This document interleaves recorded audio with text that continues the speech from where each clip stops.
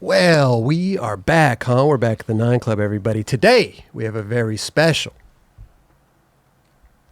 guest. Mariah Duran is with us. How are you?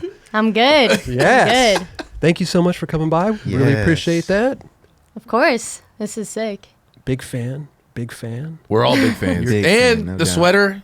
The sweater's on point. Look at that thing. Winter weather, kind of out here. You think you think I would look good in that? You think maybe I can get a blue box from Adidas? Yeah? Probably.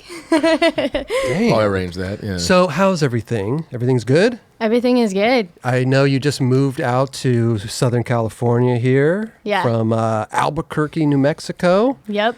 How was it being born and raised in Albuquerque, New Mexico? I mean, a lot of people, it's not really a destination spot, really, right? It's like more of like, oh, they filmed Breaking Bad there. Yeah, It's like, that's what everybody right? says. Yeah. Growing up in Albuquerque, I think it is what it was, you know? Like, I think for me specifically, it was...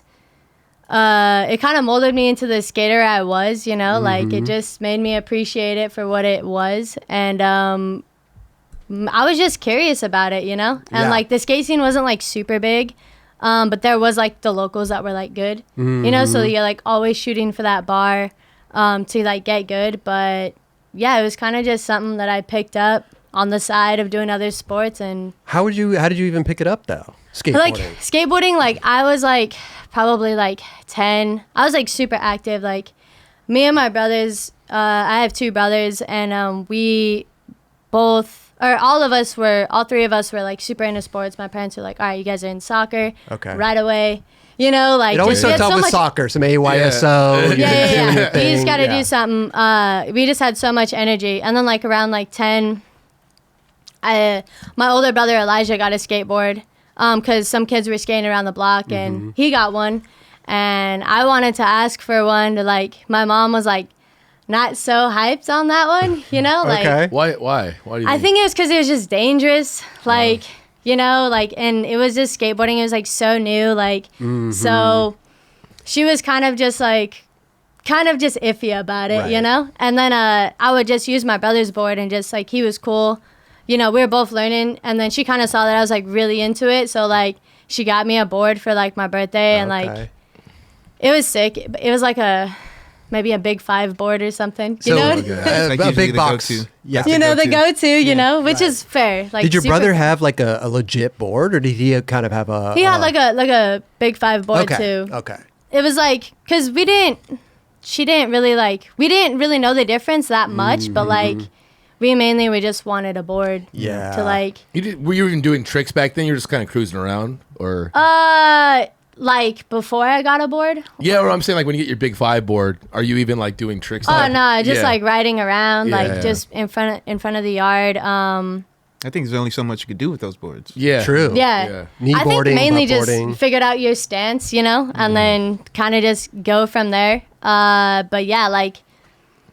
And, like, my mom, like, kind of made a deal with me. Because, like, I mean, when you're 10 years old, you don't know if it's, like, whatever. It's going to be your end-all, be-all type of thing. Totally. So, like, my mom was, like, super, like...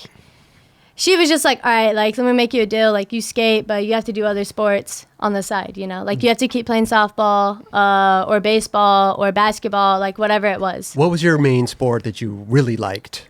Probably, like, softball. Softball? Yeah, because I did, like, t-ball, and then I did baseball for a while.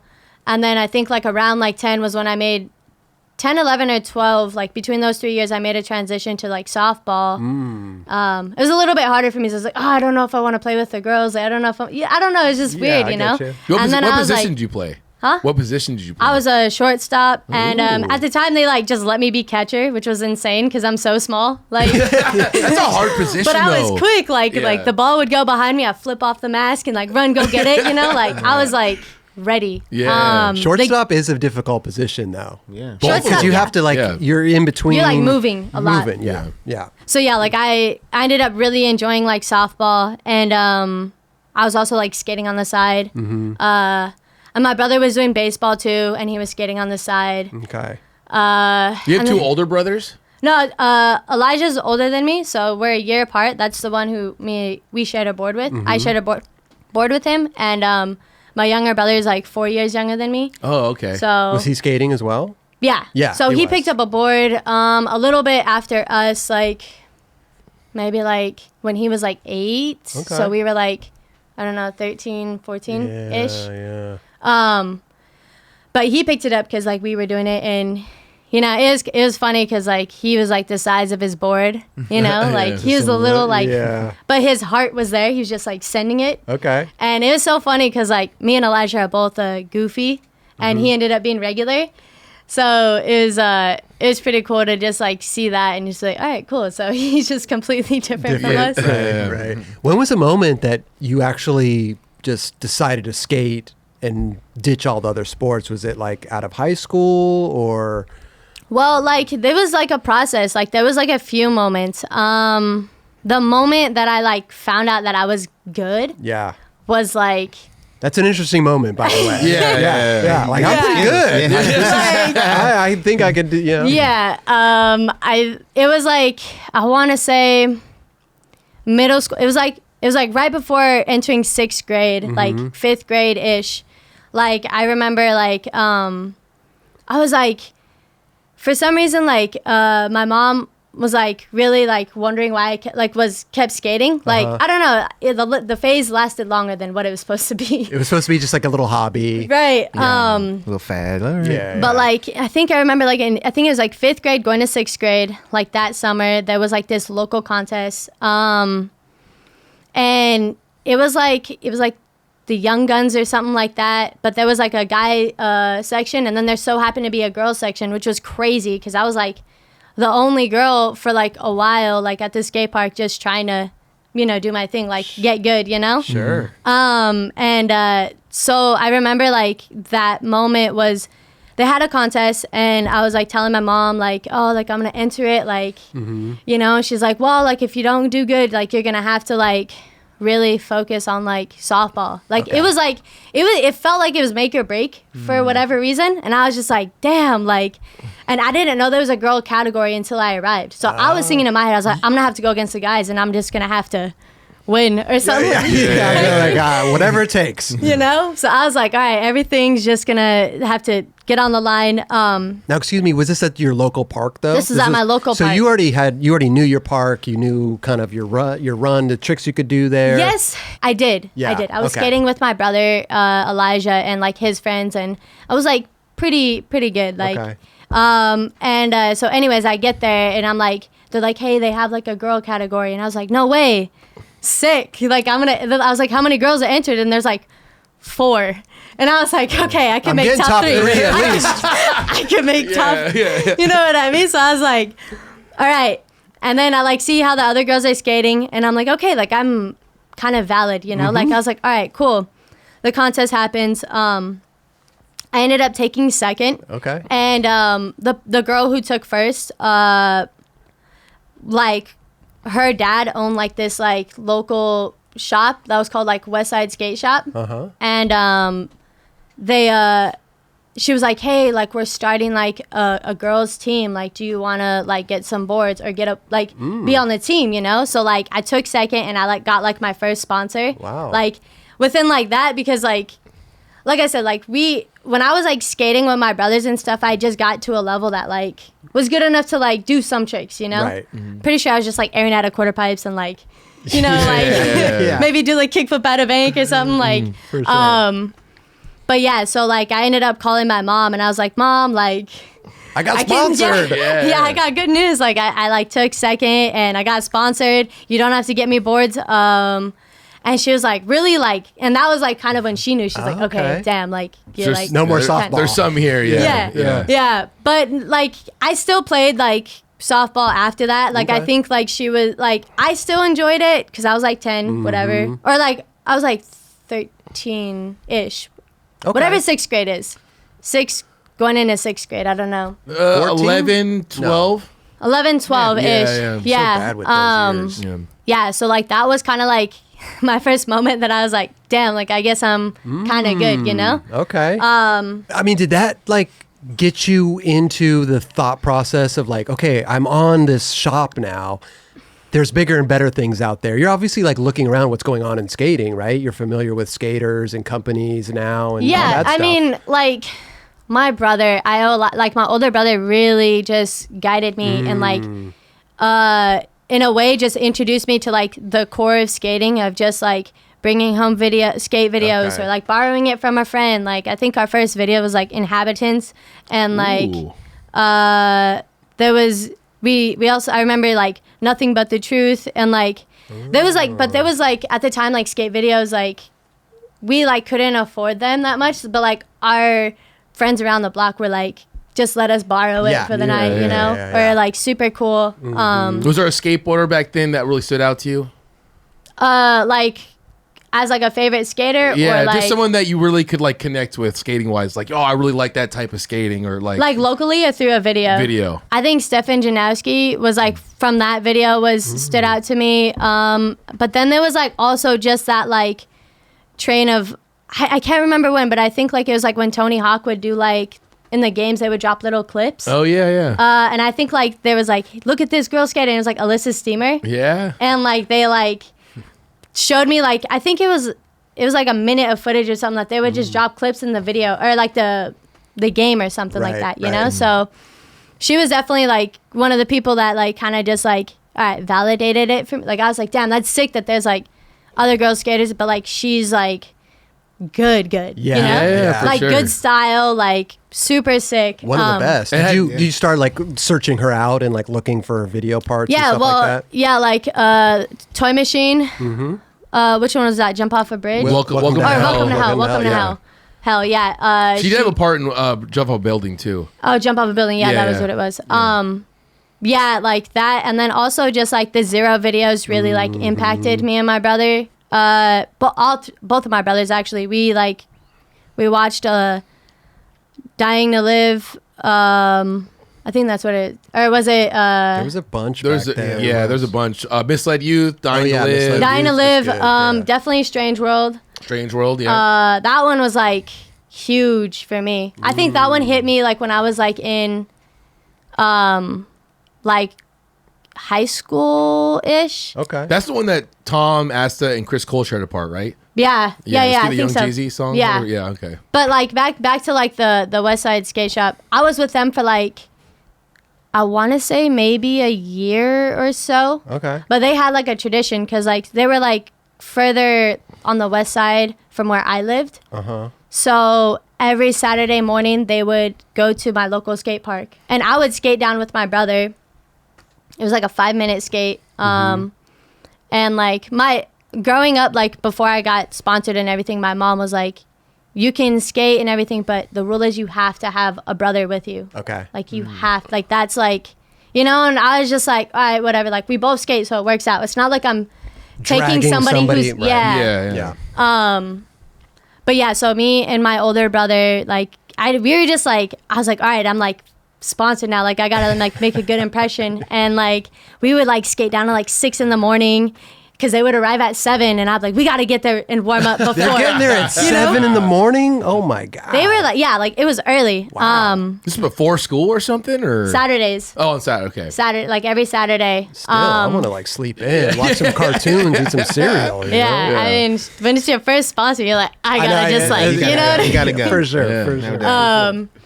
So yeah, that kind of they really like kind of helped me just take myself a little more serious, and also just like like being sponsored and stuff like that, you know, because like, man, like buying boards for like 3 kids, like is not cheap. Yeah, for sure. Not cheap. You know, I'm sure it also opened your eyes to like, there's some other things out there that I can aim for. Right. Other like wheel companies, shoe company, you know, board companies. Like, yeah. See, like I did that. Well, I originally started skating because I just thought it was sick. I didn't really like think too much about like getting sponsored or whatever. Sure. And it was like, I was already the outcast. Like I was already the only girl, like just skating. I didn't think it was weird, but it's like, you know, because when I was like on the board, I just felt like a skater. But like they'd be like, "Oh, look, there's a girl. She's gonna drop in, or she's gonna," you know what I mean? And you it's could just feel like eyes on you, kind of watching you. But it was good though. It kind of just it like just allowed me just to like focus more in, and I was just like kind of just like I'm just gonna get as good as my brothers, or like you know. Was your older brother better than you? Yeah, he was pretty much like he would learn the tricks like faster than me, and I would have to be the type to like stay later or like work a little bit harder or like figure it out, you know, like it was like always like that, but I eventually figured it out. I feel like that's kind of how it is with like skating. Like someone could tell you what to do, and then you like try it, and then it's like, oh well, it's not completely different. I don't know, like it was just you have to figure out your own. But there's way. also little tricks too. It's like put your foot here. There's like always little secrets to some tricks too. You know? Once you figure that secret out, you're like, oh, I got this. You know. Yeah. I'm sure you know with hard flips. Talk about that a little bit. Well, your brothers are like extremely good too. Still to this day, they're so good. Yeah. They're like my favorite skaters. You know, like they come out here and skate with you a lot, or they don't live out here, right? No. Okay. But they do come out and skate, and like when we were one back of your brothers home. right here. Yeah, it's my older brother Elijah. Doing big spin. Yeah.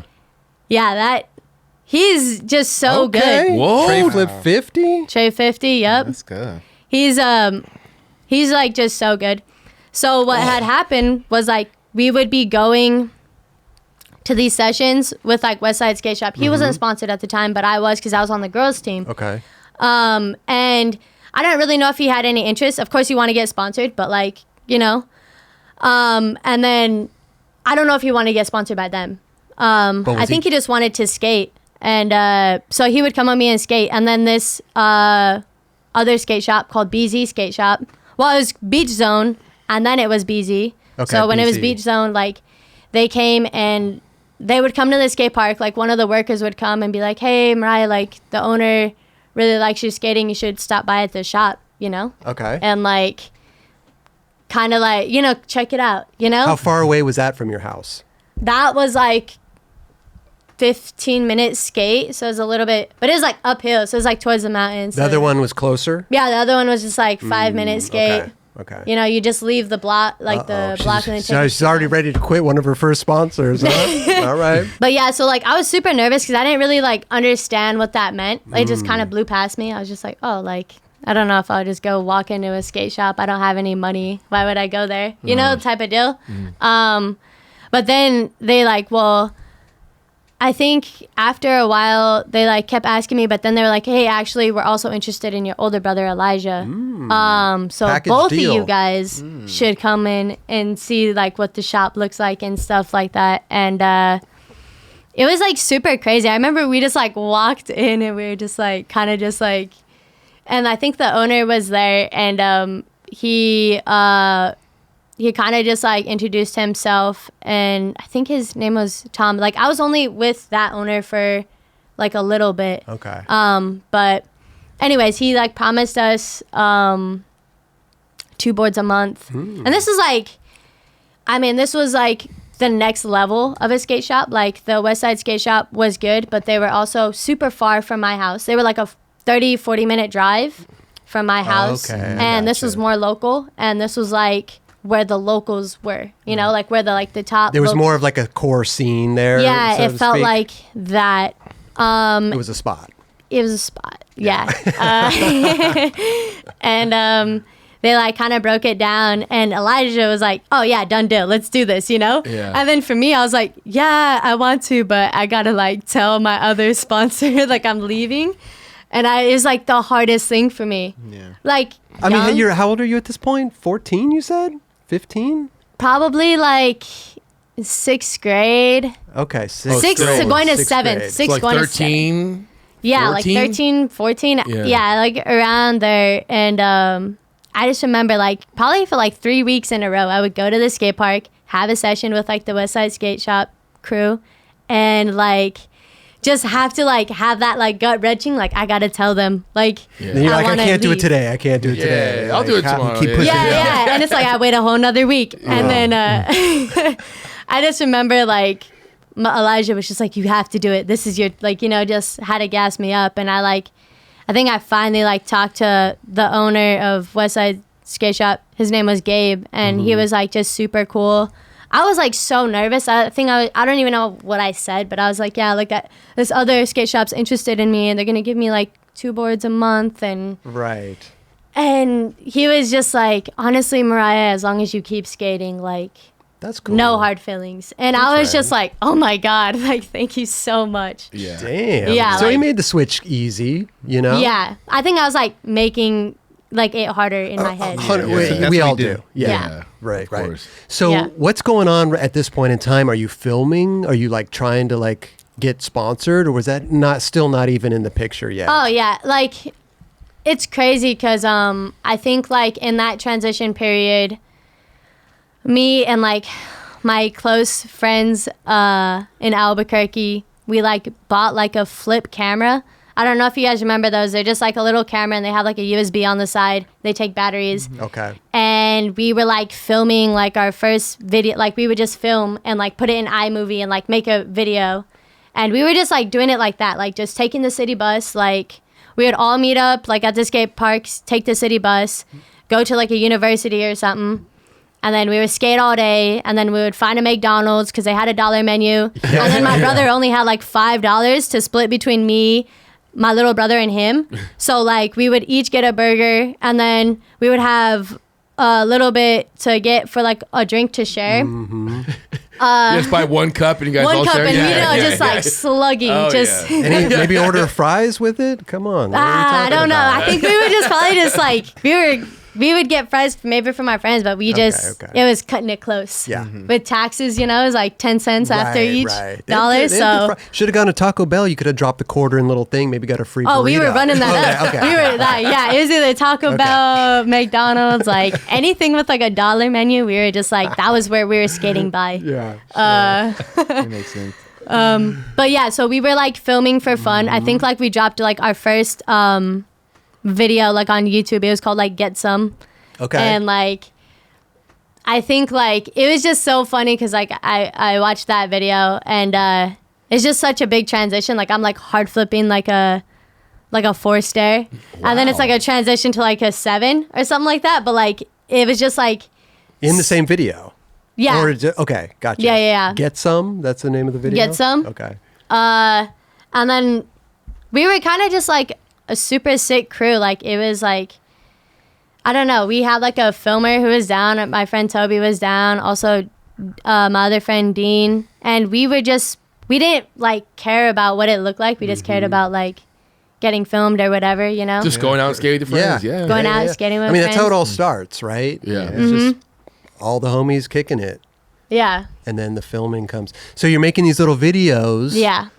Are you sending it to anybody, or it's just for your guys, for yourself? I think so. I think like mainly for us, but also like the skate shop, like Keeping we were them just happy. on flow. Like so the skate shop, we were just on flow. So flow was like just get 2 boards a month.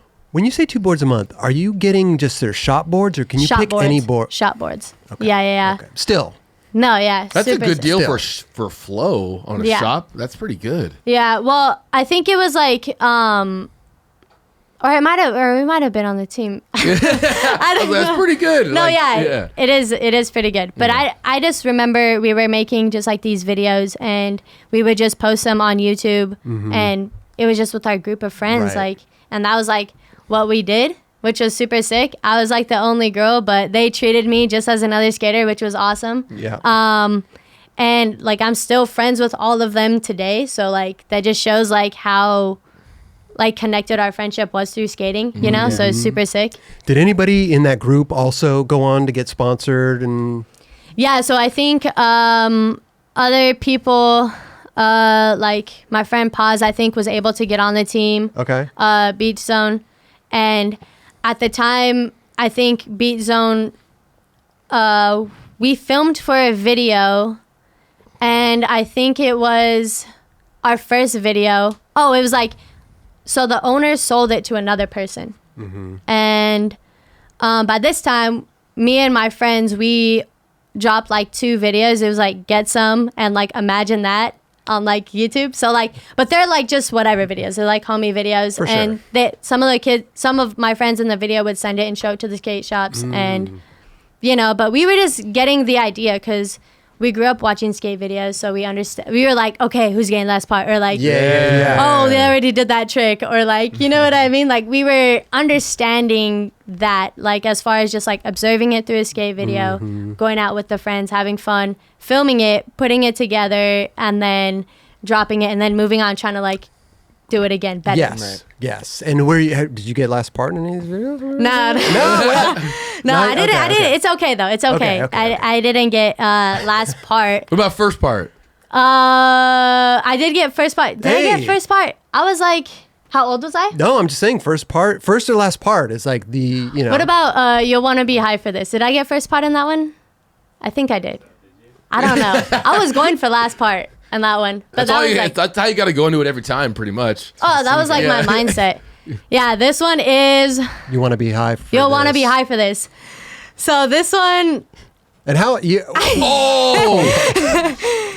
Yeah, so this one was like when like Metrogram was a thing. This was like what kind of put me on. I think I like posted some clips, so they saw a little bit of it. When they were so I was on the shop, and at the time I was getting flowed by Nikes through the skate shop, which was like super cool. So this was like in like freshman year of high school, and like this is when I was filming this part. It was either that summer and then like going into like sophomore. So I was filming this part with my friend Toby Nelson, which was super sick, and I was like gunning for last part. But like I didn't really care because I was just trying to do it better than my last part. That was my main goal. Sure. Always trying to outdo yourself. Yeah, for sure. Yeah. So so he put this together, and we like had a little premiere and stuff, and everybody was like stoked. But I think my little brother ended up. Oh no, it was funny because this is like the video part for my little brother. You watch the video, and he goes from like like the size of his board to like bigger than his board because he hit puberty within those years. Yeah. And you just see the size difference through his part. He's doing like a baby wall ride, and then he's like alling like a 10 stair, just like good. That's funny. Tray flip right there, the 6 stair. Yeah. That's sick. What's cool is that just by watching this, I see spots that you're skating in your latest video parts. Yes. Which is awesome. Yeah, so this is all ledge that going into that bank. What did you do? Kickflip back 50 or something like that? Oh, yeah. Kickflip back 50, top and down on that one. Yeah, so this one was like, I was on BZ at the time, and I was just wanting to film a part with my friends. And you were on Nike Flow through the shop? I was on Nike Flow through the skate shop. Got you. Okay. Yeah. And this was like in high school where I was like doing basketball and stuff like that too. And like, it'd be cool. I'd be all decked out in Nikes and stuff. But then like, it was hard filming for this part because I would be going to basketball practice and I'd be so tired after to like go out and skate. Yeah. But like sometimes like I just like, my brothers and stuff would still be doing it, you know, because they stopped playing sports, or my older brother stopped playing sports in high school and I still played sports. So I saw how much he got to skate. And I was like, all right, this is exhausting, you know, like I was doing basketball practice. And I think actually one of the first clips is like when I like miss on a board side, it's not the one that I sack, but I miss and I kind of just almost sack. It's like in the day. But I remember that day and my friends cut that rail in the beginning. They cut the kink off of it, but they left like the regular pole there still. Okay. It was interesting. Like you could see it in the clip, but I ended up like slicing my leg open. Ooh. This was like when I was like first trying to get into handrails. Like I was just like, all right, this is a small enough rail for me to like get on, but you have to land and roll off the curb. So I landed one and I didn't roll off the curb. So I was like, oh, it doesn't count. And I'm trying to get this clip before basketball practice. Like, like I get out of class at like, I think it was like 2:30 something. I meet up with my friend Toby at like 3. I had basketball practice at 5. Oh my gosh. And I'm trying to get like a clip with him, and we go to this rail, and I ended up like, that try I ended up just like miss, because it was like windy. My front foot just comes off, and I like, my leg scrapes the rail, and then I roll my other ankle. Oh. So I thought like, I was focused on my ankle, and I was like, oh, my ankle's done, and I look over, and I'm like, oh man. So you slice the inside of your leg, and the ankle on the other leg. On the other leg. I roll my ankle and I slice my leg on the other side of the like on the rail. And I remember like in the clip I'm wearing like pants, but they're like capris because I rolled them up. At the time, that was just my steez, I guess.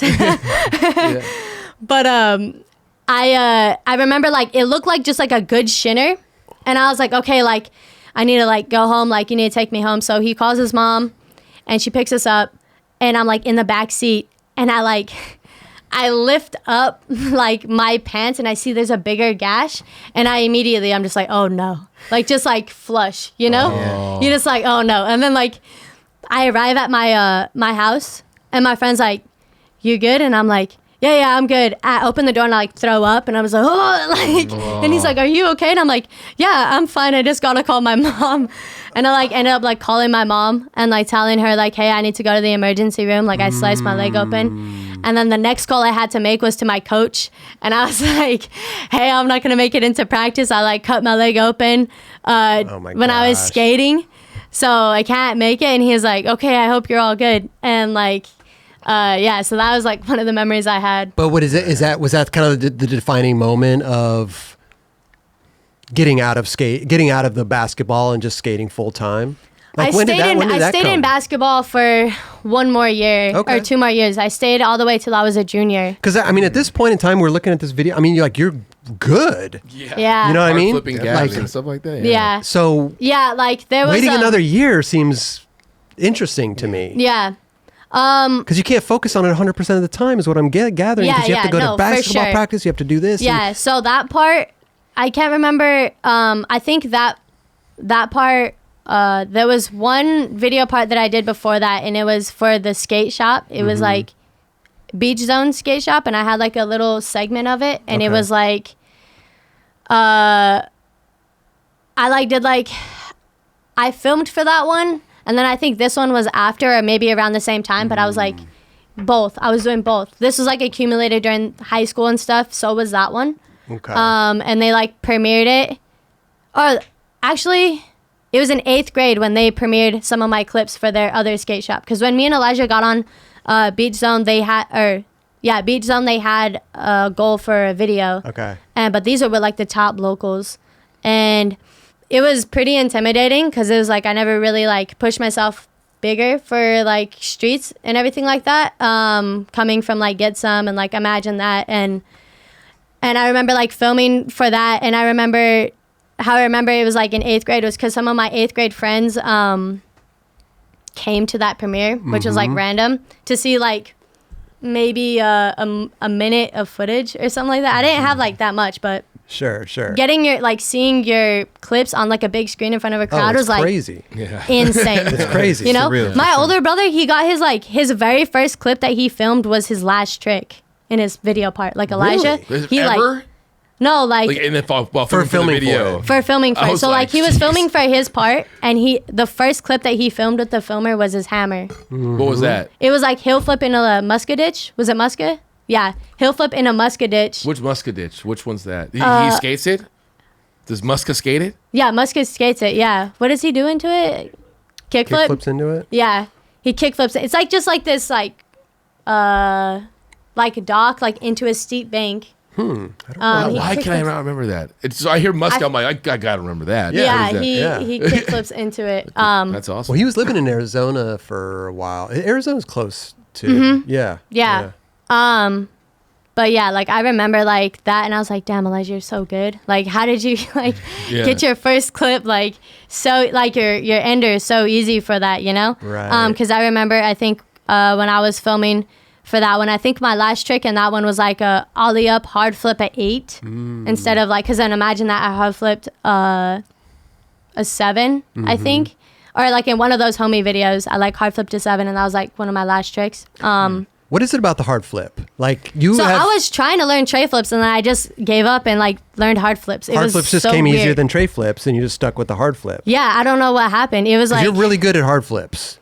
Everybody in my crew was doing tray flips, and I was like, dude, this trick is so hard. I saw you do one in the video. You did it on a 6-stick. Yeah, I know, but like I had hang time. But like it was just It's about flat ground. But it was just like when I was trying to learn tray flips, I was so frustrated because like my back foot wasn't strong enough or didn't get the rhythm good enough yet. This is older. Oh, this is older. Imagine That. This look is like look how small this you is are. Imagine That. Yeah, this is like on our we upgraded our videos Okay. our video camera to like a little Sony camera. Ooh, there's the hard flip right there. Yeah, there's a hard flip down the force there. Yeah. Season. Look at that. Folded. And then listen, I think there's another hard flip after this into the bank. See? And then, See, I mean, you and had then the after hard- this, I think there's another hard The flip. 3 hard flips. Okay. Let's go. Three hard We flips got in it a all row. covered. We got it all covered. That was a hard trick to learn at a young age. I remember that Totally. was super. It was kind of a mind like it screwed your head. Doesn't know what to do at a young age with that trick. It's But amazing also, you I learned feel like that the good. tray flips are harder for like little kids too, because you have to like whip it around. Yeah, And I it's don't like- know what it's it was. tough. It was just harder. Tray flip was harder for me at the time, and yeah, I think we had like a little rig setup of like a Sony camera with like a fisheye and like a cam caddy for this video. Okay. Switch and I- pop shove it. Yeah, switch shove. I gotta bring that one back. Yeah, that was Good one. amazing. That's a good one. So Yeah.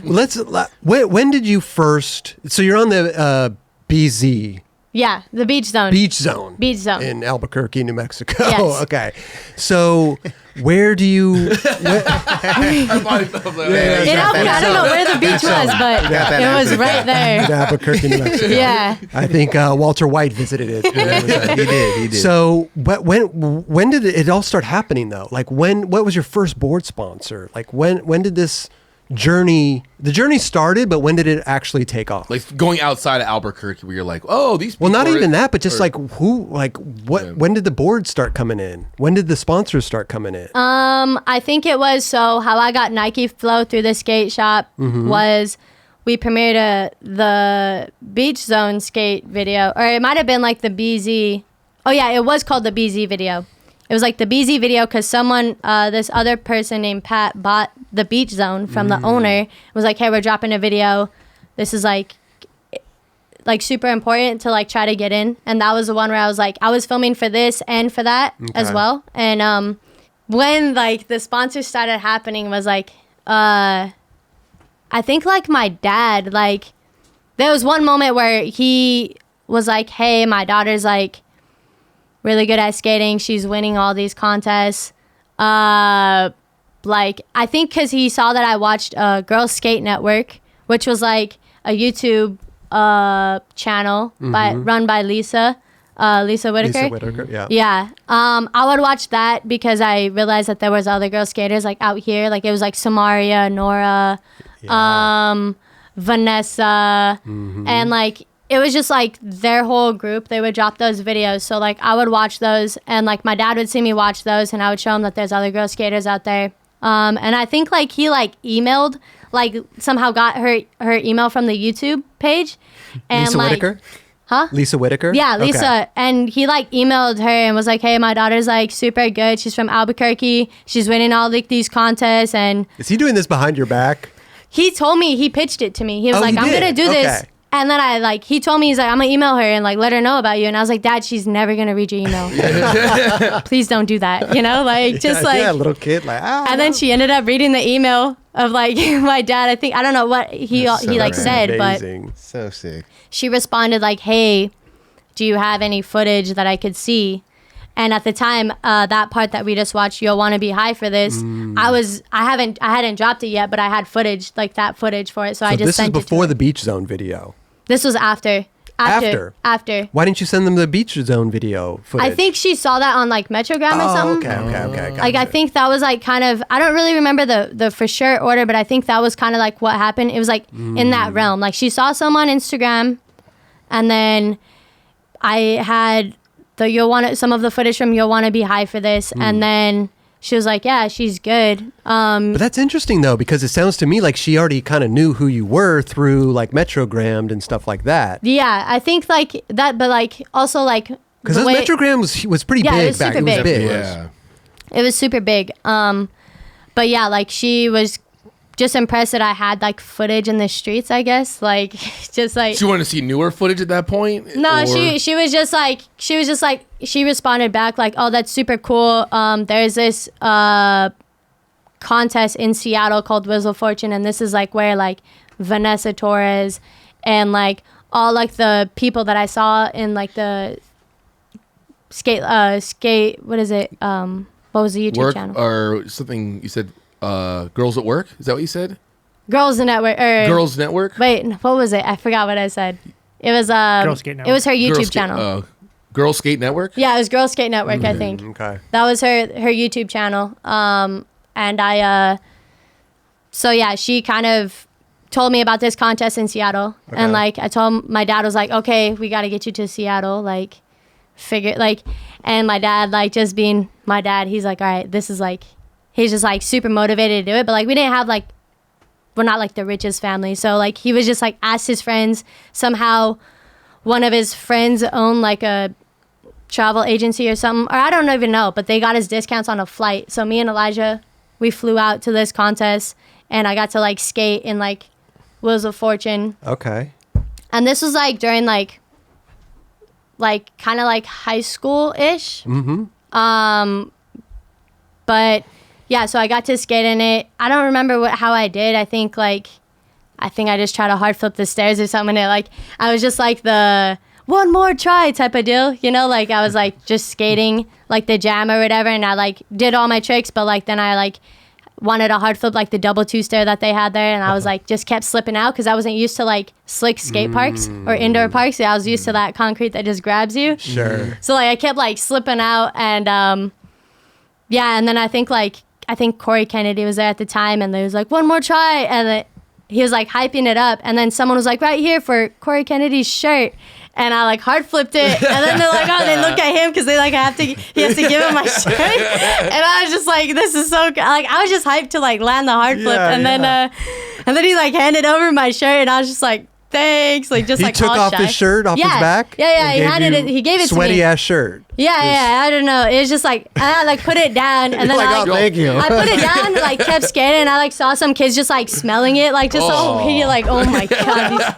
But that was kind of just like a little bit like my intro into like that was like how Lisa kind of like guided me a little bit of just like, hey, like come to this contest, let's see your level like in person. And How did you do at the contest though? Did you win the best trick, or did you do? I think maybe I won the best trick. I can't really remember. I think it was something like that. I mean, I walked away with a shirt, so it was pretty good. with a sweaty ass. Yeah. That other kids have been smelling. Yeah. That's awesome. So I feel like the Beach Zone video was really helpful, and your dad's email to Lisa Whitaker. Yeah. Yeah, that helped a lot email, too. Big That's email huge. right there. That's huge. Yeah. Yeah.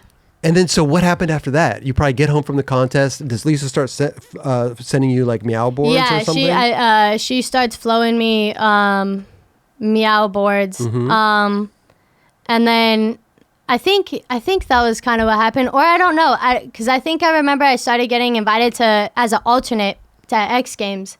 So I think like that was within the same year, because like I think I'm pretty sure like it was like Wheels of Fortune, and then I got invited to be an alternate at X Games to Alternate see, like, meaning if somebody comes out, you're in there. That's a pretty big leap right there. yeah, but it wasn't like I was in the contest. It was more of just like, but I guess like she saw like the level, and I think like it was her and like Mimi that were like in charge of bringing in like the new Talent right there. new like skaters and stuff like that, you know. Right. Makes sense. And I think that, and then going into that one, it was like I was going into an alternate, and like I said again, that was in the summer. I got invited. I forget what summer it was, but it was still like, it was like junior year of high school. It was like I was invited as an alternate for the X Games. So I guess like sophomore year, I must have done Wheels of Fortune, and then junior year of high school, I got invited to X Games as an alternate. And that was when like junior year was when I decided like I didn't want to play basketball, because I think my basketball coach was just so 100 with me. Like he was like, I was like super like dedicated to sports. I was like, all right, like if I miss like a free throw or something, like I'm going to stay 20 minutes, 30 minutes after, learn free throws, like heavy, like Okay. just go for it, you know, like put in that extra work. I was always that driven type to do that.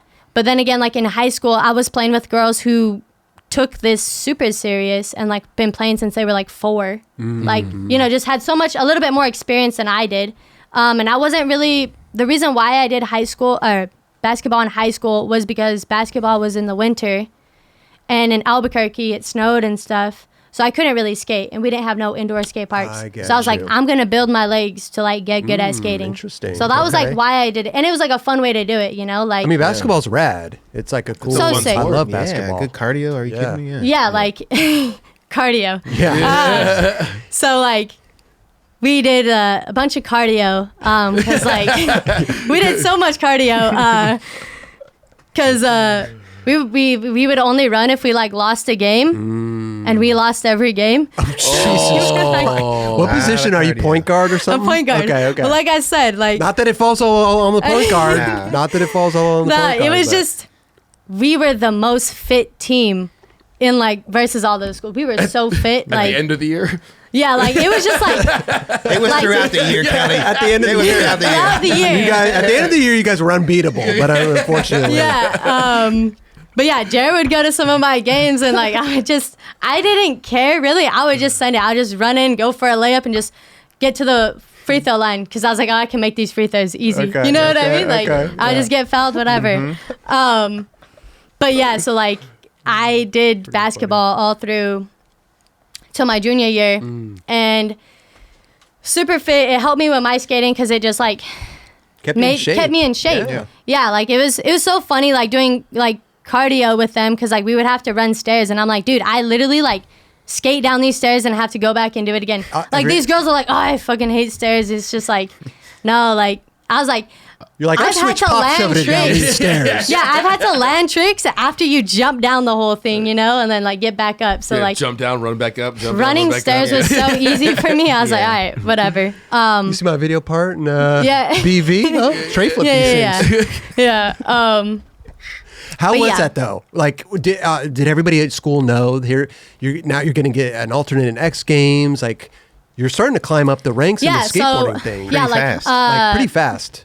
like my years of high school kind of just set me up to like make a decision naturally. But were the other students like they knew about Yeah, all they this knew that I stuff? Was skated, it- and I knew that I was like You were getting good, and good. like they would like see that like I was getting like more followers and stuff because like Metrogram would repost me and stuff like that, get and it was like 5,000 they were followers, Like, whoa, like right. you're like getting pretty big, you know. Okay, And it was just okay. like I was just like skating, but I was doing so much work, like staying in shape for basketball, and then like I think junior year was like the toughest year because like we were conditioning so much, but we were like on a crazy regimen. It was like 5 in the morning before school, like Jeez.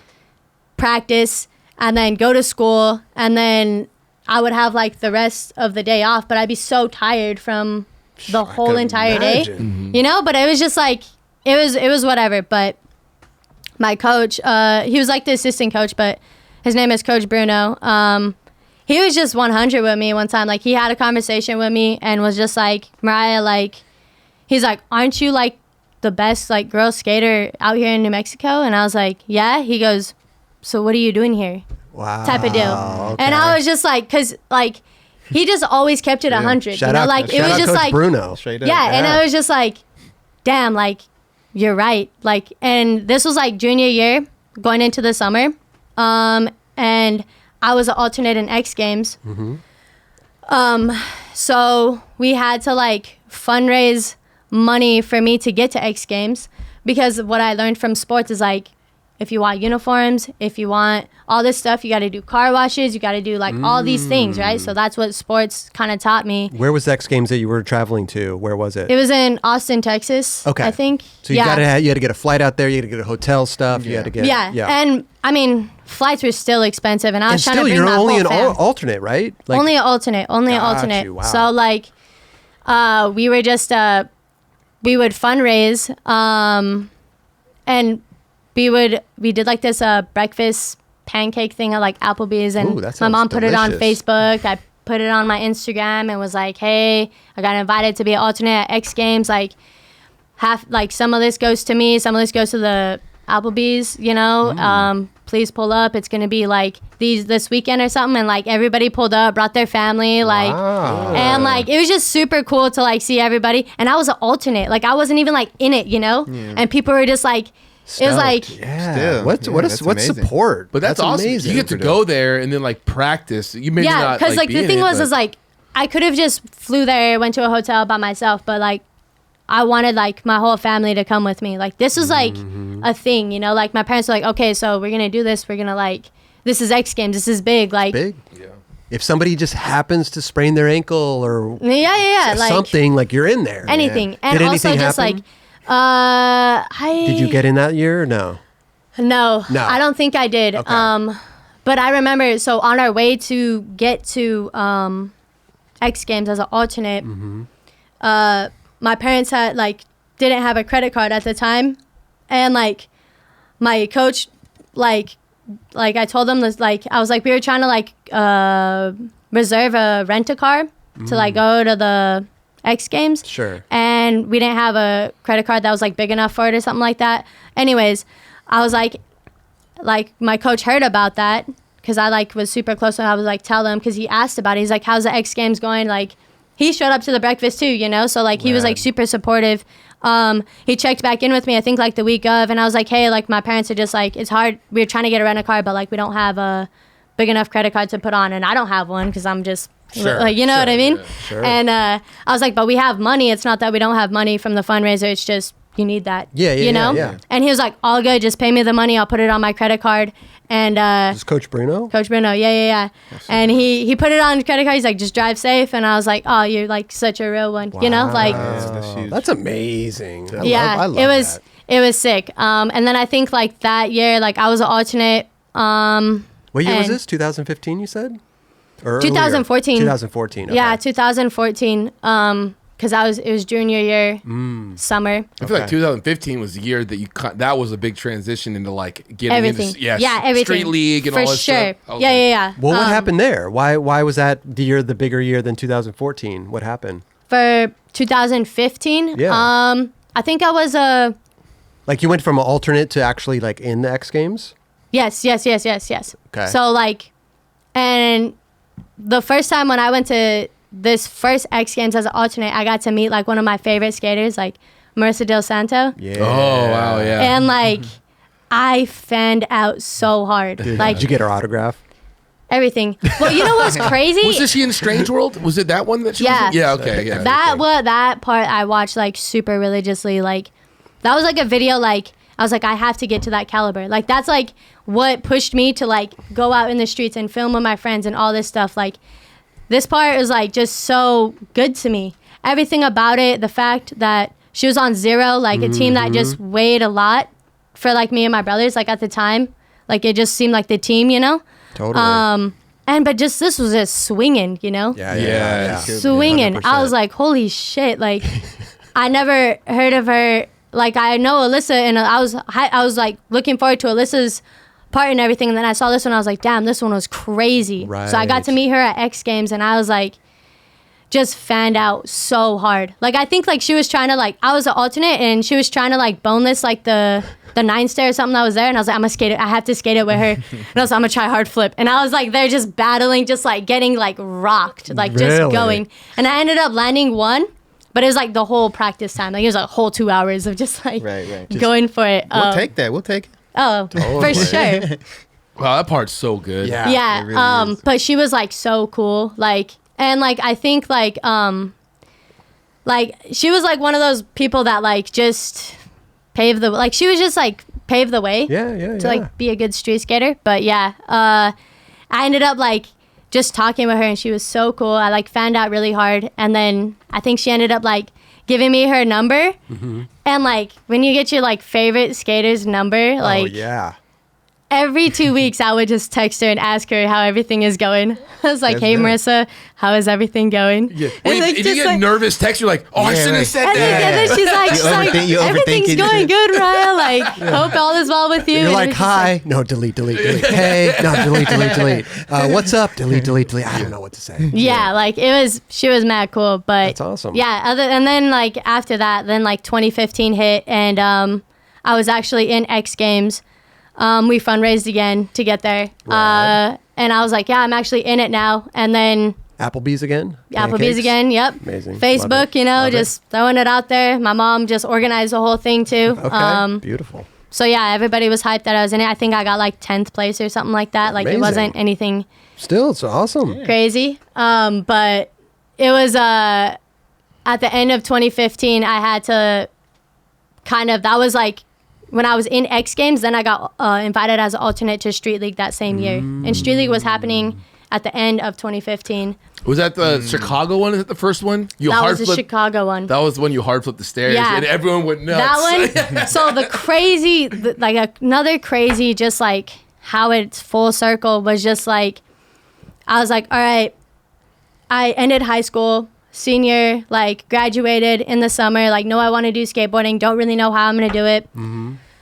So like my mom was like, well, you have to at least like try college a little bit. So I was like, cool, whatever, I'm gonna take some classes that like I like. And I went to like a community college for a semester, and that it was during that semester when I was an alternate for Street League, and I like applied for this like scholarship. I think it was like one of the scholars, I forget which one it was, but like I got like $900, and I was like, it was like for books, like, and I was like, oh, sick. So I just for community college. For community college, I applied for it, and I was like, damn, I'm just gonna buy used books, and maybe I could buy my way to Street League, you know? So I like bought a hotel and like a flight, and then I had a little bit of like, and then my dad saw me doing this, and I had a little bit of extra money, but he was worried I didn't like have transportation really, because I don't know if I really understood Uber. I don't know if Uber was a thing, or It was I like don't kind know. of right when it started. Seems about that time. Yeah. So he was just like,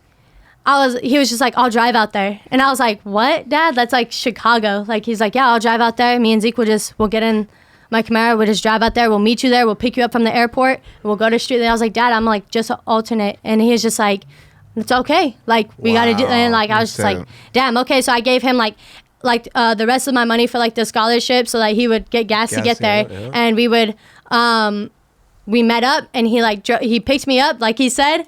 And, I was skating, and my dad was like just joking. He's like, I hope like no one gets hurt, you know, like just like, you know what I mean? Just being a dad, like For sure. And I was like, yeah, like me neither, you know. But so I skated super like hard in practice, just, you know, once again as an alternate should, just to be ready, just in case. Yep. Contest happened. I think that was the year Leticia won or something like that. I forget. But anyways, they had like the best trick going on, right? And me and Jen were alternates. Me and Jen Soto. Okay. And we met at X Games because I knew her through Instagram, but then we officially met at X Games a year prior. So yeah, I was like, damn, this is sick. Like, we're alternates, you know? And then Yulene came up to us because I think she was working for Street League at the time or something, and she was like, hey, you girls gonna skate in like best trick? And I was like, we could skate in that? She's like, yeah, for sure, go for it. And then me and Jen look at each other, so we go start warming up flat ground, like in the hallway, and like we're trying to prepare for this big ass 3-stair, like just like flat ground, you know? Didn't touch it once in practice, me or her. Like, it was big. It was a good size, you know? It was like, and they start like the jam, and I remember like going up, and this is like, I'm still fanning. I'm like, Chris Cole's right here, like, you know, like Chaz Ortiz, and then like, I forget who it was. It might have been Chris Cole or something. He's like, you guys skating with us? And I was like, yeah. And he's like, cool, you know? And I was like, all right, cool. Like, just like, shit. For sure. I guess this is happening. And then I remember just thinking like, when the best trick happened, like, you can't roll up. You can't be that person to roll up. You just gotta jump down the three. Yeah, you can't like trip out on the set. Like, oh, nah, you have to like act like you belong there. You know, like, you know what I mean? So like, I remember we were like, me and Jen were like hyping each other up. Like, you good? Like, you ready? And then I think one of them were like, you know how they're like in their groove, and then they see you wanting to go, and they're like, all right, go for it. And you're like, okay, like just you like roll in, you jump. Like, I think I remember I threw a hard flip and like kicked it away, and I cleared the stairs, and I was like, just telling my mind, oh yeah, it's not that big, you're good. You know, like just like faking it, like, because I was like, damn, this is pretty big. But then, well, the first try is always the hardest, right? Once you get that out of the way, unless you cleared it, first try in front of like Chris Cole and all of them, like for the first time ever, you're just like a whole auditorium of people too. Yeah, it was insane. So I forget who landed what first, but me and Jen were like, both. She was trying to kickflip, I was trying to hard flip, and I think maybe Jen rolled away first, or maybe I rolled away first. But I remember like I hard flipped it, and then Jen kickflipped it by the end of the night, and I was like, dang, I was like so pumped. I was like, that's crazy. Everybody was like, I remember that video kind of going viral. Like they were like talking about everything. Actually, at the time, I think I was getting S's. I was in brown shoes at the time. Yeah, I gave you some. I was giving you shoes, the Excel Slims, like the brown ones. And that's like you like that shoe. And I was like, whatever you need, it's all you. But you hard flipped those stairs very, very well. And like the crowd all took a notice of that. Yeah. You know, it really stood out. And even like all the judges were all looking like, that was incredible. Like it wasn't just a hard flip. It was a proper hard flip. You stuck it, and it stood out a lot. So were it was you awesome still to were you still on flow at this point for Meow? Or were you on the team? I think I was on the team after X Games, the first X Games that I was in. Okay, so now you're already officially on. And then I think like within that, I remember I sent footage to you, Kelly, through like Chris Pierre. Yeah. And he was like, and I sent you like just footage, and then you were like stoked on it, and then you started hooking me up with S shoes. Yeah. I think that was like at the end. I think that was like senior. That had to have been like that time. 2015 for sure. Because that's when I started working there. Yeah, officially. it had to be like that time. And then I like hard flipped.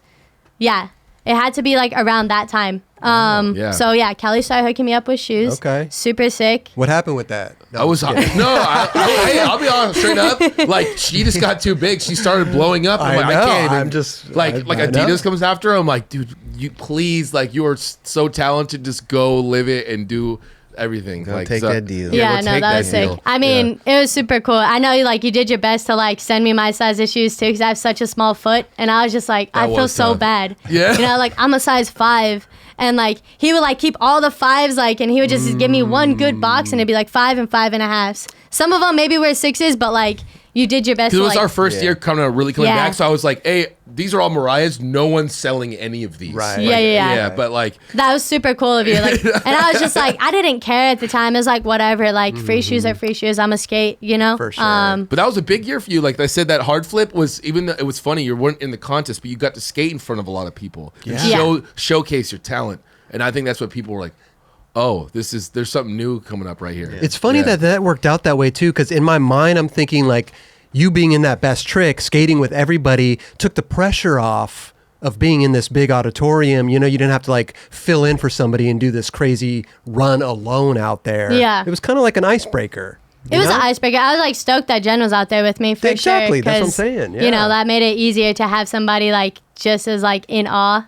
Just Chris of everybody Cole and just like hyping each other up. And it's the homie, sure. for sure. Yeah, but that was definitely like that moment. I was like, oh, like I want to do this. I don't know, like I like wanted my like I know it was like it made an impact. I know people recognize me for it, but in my head I was like, oh, this is overnight. I'm gonna be like just signing big deals and all this stuff. You know, that was where my head went. And then it was like I came back it was like such a high on that weekend. I came back because during senior year, I picked up a job at Dion's, this restaurant back home. It's a pizza spot. Okay. So I was working, and I remember just coming back and just being like, damn, like such a crazy, like I remember looking around like everybody and just like they had no idea what kind of weekend I just had. You know what I mean? Right. Like just like, and I just like kept just telling myself that this stuff was like temporary, as I would like just go clock in and just be like, it's temporary, just in and out. Like at my job, like I didn't even talk to anybody. Like I was just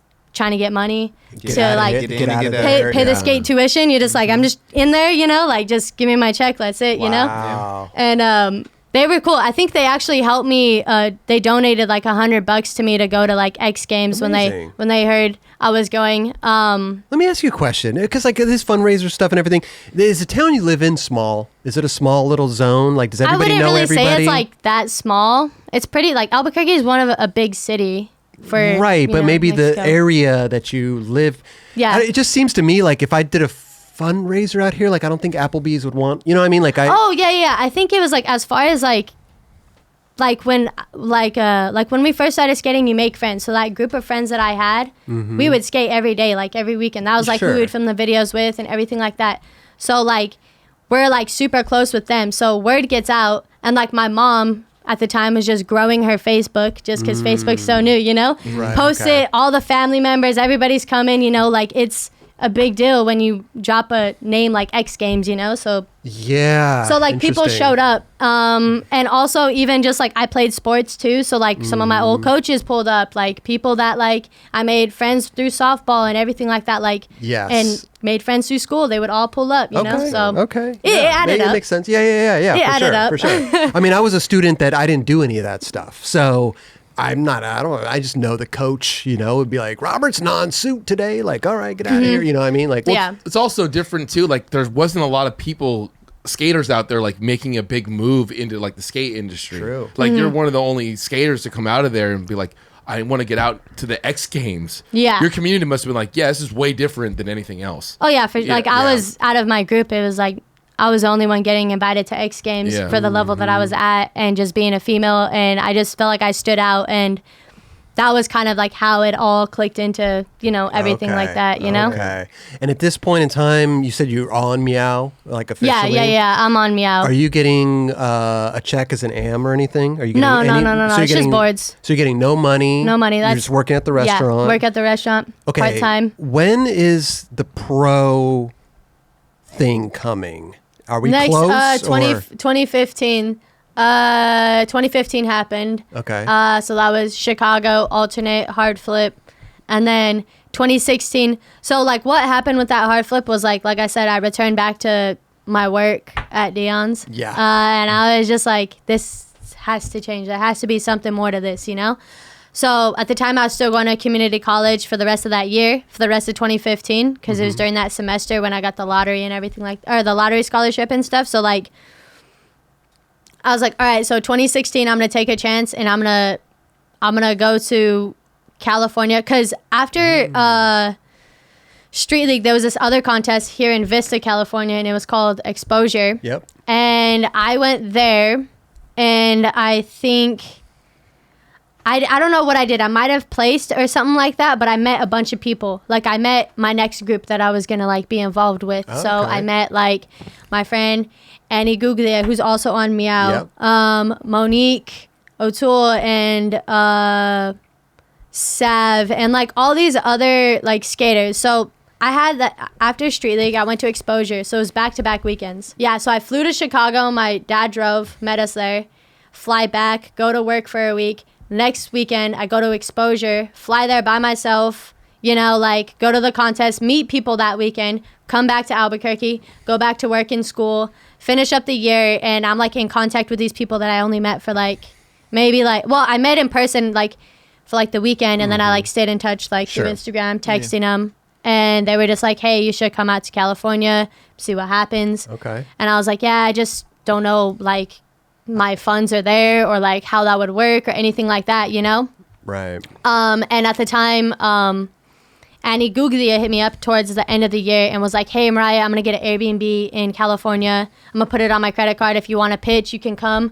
She's like, because I just want to escape the winter from Canada, and I want to go skate. Okay. And she invited me to get in this. So we also had, I think it was like Sav was invited, she was another person that I met, and we all went to this Airbnb. So it was like me, Sav, Annie, and then like my friend Kat, and then her friend, I'm blanking her name, Elo. Uh-huh. And so we just had like a skate house. We had an Airbnb for a month. And a month? Yeah. Okay. Like she like put it like, she was like, yeah, I'll put it on my credit card. She's like, Mariah, bring $300 and then pitch for $300 to pitch for the spot. Gotcha. And then bring extra food money for you know? So me pitching this to my parents was like, hey mom, I'm not like, I don't want to do college anymore. But I met these people. They're really cool. And I was like, I've known them forever, you know, or just like, selling into her. Yeah, spice it up. Good salesperson. And I was like, is it cool if I like, you know, like I just wanted to let you know, like a heads up on my decision, you know. Like, and at this point too, things are happening, right? So they're seeing the X Games, they're seeing all this stuff. Like there's potential there. So if you do go out there, something could happen. Yeah. Because you're already sponsored too. So yeah, exactly. So I was just like kind of just betting on myself a little bit. So we got the Airbnb for like a month, and that was like super cool. We ended up starting to film for a video called Quit Your Day Job. And that was like the beginning of like the year. How ironic. Yeah, exactly. It was like the best. Like that was the intent behind the video though, because it was like started off as like an all girls video, and like at the time girls weren't getting like paid or anything like that. So it was just like, oh, quit your day job. You know what I mean? So it was just like, so I remember like, so my parents were like, all right, we support you, go have fun, like all that stuff. Right. Good luck. And then I like had to tell my job, like, yeah, I'm going to be gone for like a month. Is that okay? You know what I mean? They're like, no. Yeah. They were like, sure. And like, I don't Okay. know, because it was like part-time. Like the type of like worker I was at such a busy like place where it's like part-time. I did maybe like the bare minimum shifts that I needed to do. You know, like if anybody asked me to cover their shift, I'm like, I'm barely trying to cover my shift. Like, you know what I mean? I can't cover your shift. I can't cover your shit. I'm sorry, you know?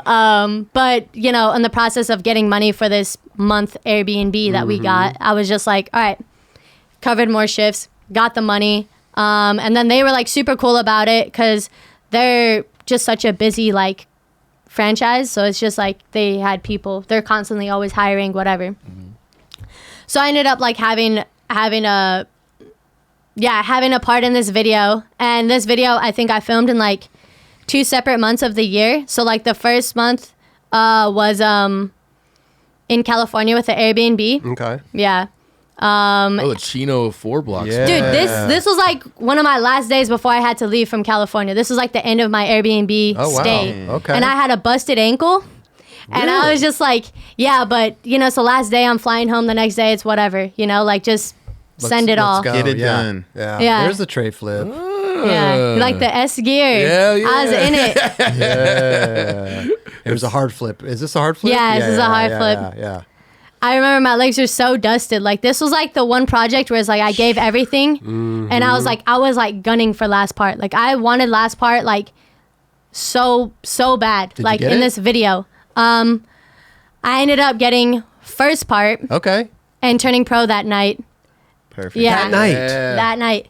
So when we were filming Was for it this, a premiere or? it was a premiere. Okay. So like we were Okay. filming for this video during that time, that month in California, and I got a lot of footage, and I like love the momentum because I was filming with like Monique and Eric Sandoval, and Eric Sandoval, like I remember him like calling me and was like, like the day before I was supposed to fly in. And he was like looking at like my Instagram or all my previous video parts on YouTube and was like, hey, I got a trick for this spot.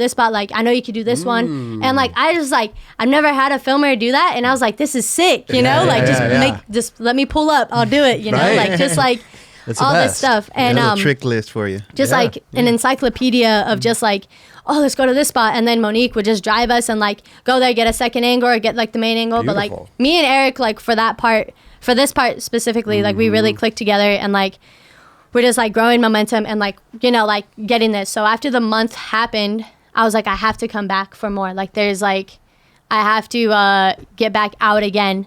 And then I think that year, so this is 2016, beginning of the month. And then that summer, I entered in xgames and I ended up taking second, Yeah. Okay. I believe. Was it this one? Yeah, I ended up taking second in 2016. And then I was like super stoked. I thought I was going to collect my check right away. You know, like I was like, oh, this is going to be sick. I'm going to get myself a car so I can drive out. How much to was the prize money? I think it was like 15. 15 grand. Wow. I think. Yeah. Nice. For like second or something like Okay, that. Yeah. But it was like so like I thought I was like, but I still like the crazy thing is I did that. I like took second and I was still working at the time.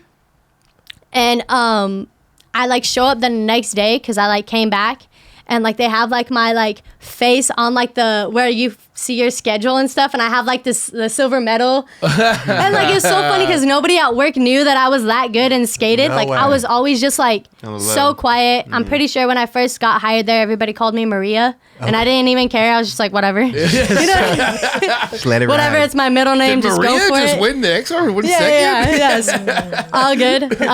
But like my manager was like, he was like, he knew of skating, so he would talk with me about skating a lot.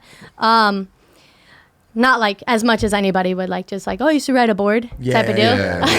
Yeah. So yeah, like I went back to work and I was like, damn, like this is crazy. Just like, and everybody's asking, are you gonna quit? Are you just like, you got second at X Games? Like, what is it? And I'm just like, yeah, but that's just like one contest, and like it's not like a consistent like pay or anything like that. So it was like, oh, maybe, you know, like just blowing it off, whatever. Like that was the most they talked to me.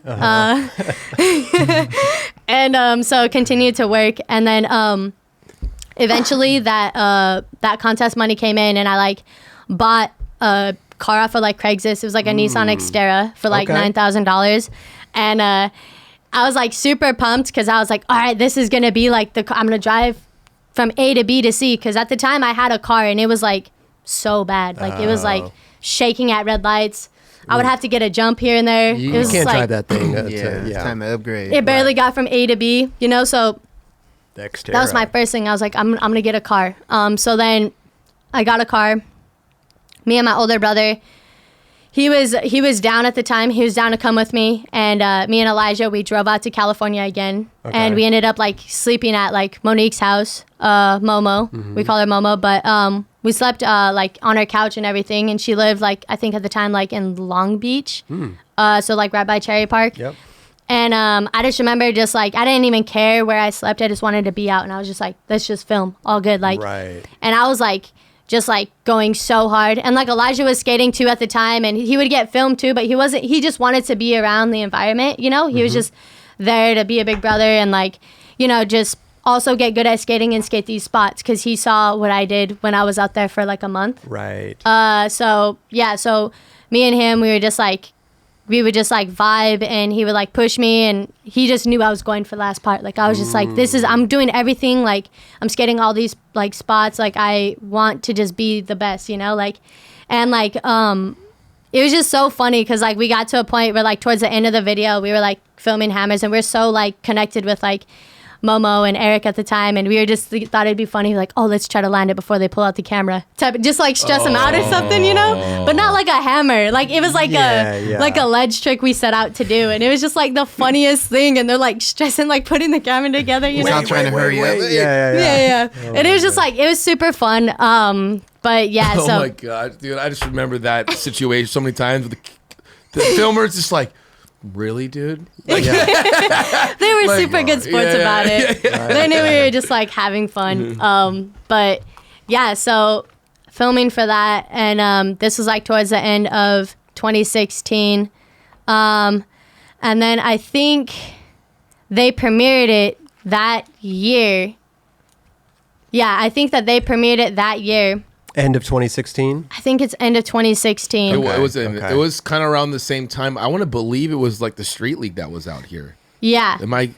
Yeah, because it was that weekend. They premiered it. Yeah, you were there. I was there. Me and Don showed up. That was a good time. Yeah, it was super cool.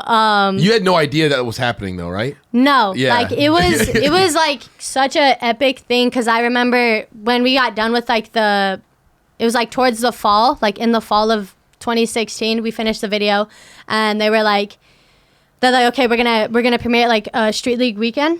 So like right before the contest started, they're gonna have it like at this downtown place. I forget where it was, but we're gonna premiere the video. Okay. And I was like, sick, like so sick. And I was like, I want my parents, like my parents knew I was working for this video, and they also wanted to come to the contest. And at the time, my friends from Albuquerque wanted to come see me skate the contest, and I was like, hey, you should come out earlier to come see this video that I got. And I think it was like your van, right? They drove out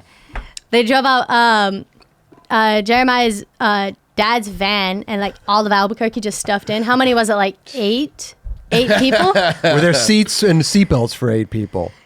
That's kind of iffy. Okay. You know, so Made it work. It was like super epic. So Albuquerque showed up that night. My parents were there, and I think I remember I was like kind of arriving late to the thing, and it was like my first time, like, well, I knew of traffic, but I just didn't know, like, I wasn't like smart LA's built about different. it, you know? Yeah, it was like 20 minutes to 40 minutes to 50, and I was like, I'm gonna miss this premiere, you know what I mean? The whole Anyways, they waited for me to show up, and then I showed up. Everybody was just like, hey, what's up? How's it going? I was like, oh, hey, I'm like super excited for this. And I'm like hoping that like I kind of got like last part. But so you hadn't seen the video? No, I hadn't seen the video. Nothing. It was just like finish. All right. Okay. come back for this contest. Video type of starts thing. and your part just comes on like first So and what foremost. happened was like they start premiering, like they quiet everybody down, and then I think like the Meow team, there was like a clip of them just like, before we start the video, they're like, Mariah, you're pro. And then everybody like comes with my board out. And I was just like, I like had no idea. I was like, this is insane. And like, I was like, just so in shock. And I was like, this is amazing. Like, I was like, this is it. Like all of those like birthday wishes that I blew out my candle, like this is it, came true. Yeah. And I literally like remember like having that moment, like just registering it. And I remember like looking at my parents and like giving them hugs, and like I was just like, wow. And then I remember looking at like the group from Albuquerque, and I just remember it just hit so hard. That was like the moment that was like, like that hit so home for me. I was like, I can't believe you guys are out here. Like everybody, like I'm pretty sure everybody had like tears in their eyes a little bit, and I'm just like, this group hugged me, and I was like, that was such an amazing moment. Like just that right there. And then they like premiered the video, and I got first part, and like I was super stoked because I was like, that's why, like, like it was what it was. Yeah. And honestly, Vanessa got last part, and Vanessa deserved it because, like, me and her were both working so hard for this video. It was like me and her, and it was like a legend. Like Vanessa's a legend. It was like me and her, just vibing on every spot, pushing each other. And it was super sick. And I remember her saying that she's like super proud of her part, and like it just all worked out. Everybody was happy, and it was just like the best thing ever. But I love that. You had multiple feelings in that Multiple feelings, like all within a night. And I was just like, I literally can't believe it. I was just like, this is insane, And then I ended up, next day was like practice for Street League. And I was actually in Street League and practicing. And Were then you skating your own board now? Skating my own board, so sick. And then energy, we got the energy right now. It was just insane. Like, and then everybody like knew that I just like dropped a street part and turned pro the night before, and everybody was just like super supportive, and it was just like the sickest thing. And I ended up like taking third on that Street League, and I was like, damn, like, okay, this so is wait, crazy. sorry to interrupt you. So the the video premiere was the night before the Street Practice, League, before practice. Did you get drunk? Did you get wasted? No, I didn't. I don't think she was old enough to even drink at that time. Were you? No, for sure. I don't think. I don't know. Well, that I think seems like a night of chilled. celebration to me. I just think like I just chill. I was like, I gotta get ready for practice. Like, I'm just gonna go to weekend ahead of you. It's like, you were in the moment. Perfect. Hey, she's professional right away. She got a job for the weekend. There Not a job, I think it was just like I just didn't want to like lose that feeling. I didn't want to like. Like that feeling was like so big for me that like I just wanted to absorb all of it through the whole weekend. It's like a pure moment. Yeah. You don't want to wake up the next morning and be like, what happened? Yeah. You turned pro. What did I do? You know what happened is that me and Dawn partied hard for that night. That's what I'm sure. That's what it was. I'm sure a lot of people partied hard. No the whole bar partied really hard for you that night. Yes. Yeah. So you said, what did you say? You got second or third in that? Third. Amazing. And I was just like, this is crazy, because I remember like getting third, and then like they like interviewed me. They're like, Mariah, you just turned pro this weekend and you got third on podium. And they like handed me the mic, and I was like, oh, just shout out to Albuquerque in that corner. And then that corner just like in the crowd is just going crazy. It's like, So sad. And like it was just like such a good just time, to end the year like that. And I was like, all right, like I'm doing it. Like this is it. The thing that's rad that I love about you also is like, I think that like, because like it sounds like you grew up skating contests, right? You were kind of like had the contest circuit kind of down a little bit. Yeah, but at the same time, like you're in the X Games, you're in the street leagues, but you're still putting out street parts. Yeah, you're I still feel in like the streets. You're streets still filming. was like that's huge. The main for me. That was always the main thing for me. Is like film a street part, put it out, do another one that's better than that one type of deal. And like I think I have to really give credit to like the environment that I was in, and like the skate shop that I was at, because like I worked at the skate shop for a little bit during Dion's for a little bit before the skate shop had closed down, but I learned so much working there. And the owner, Pat, was like super just believed in me, he would just tell me a little bit about things about like the industry, of like things that you have to do, and like that's how it works. He just simpled it down, like just have fun, street skate, like film it, like just keep that momentum. At this time also, when you're doing the street leagues, is Adidas in the picture yet? No, not yet. Not yet. No. Okay. Yeah, so like how did they come into the picture? They came in a little bit later. So end of 2016, I turned pro for Meow. That whole thing happens. And then 2017, I do another X Games. We're still a couple years away from Adidas at this point. Yeah. Right. Yeah. 2017, 2018 is when Adidas comes in. So 2017 was I do another round of just the X Games and a street league. And the X Games, I think I got like, I didn't podium that one, but I think I remember just being like, man, like I remember just thinking like, I kind of want to just maybe see if a corporate company is interested in me.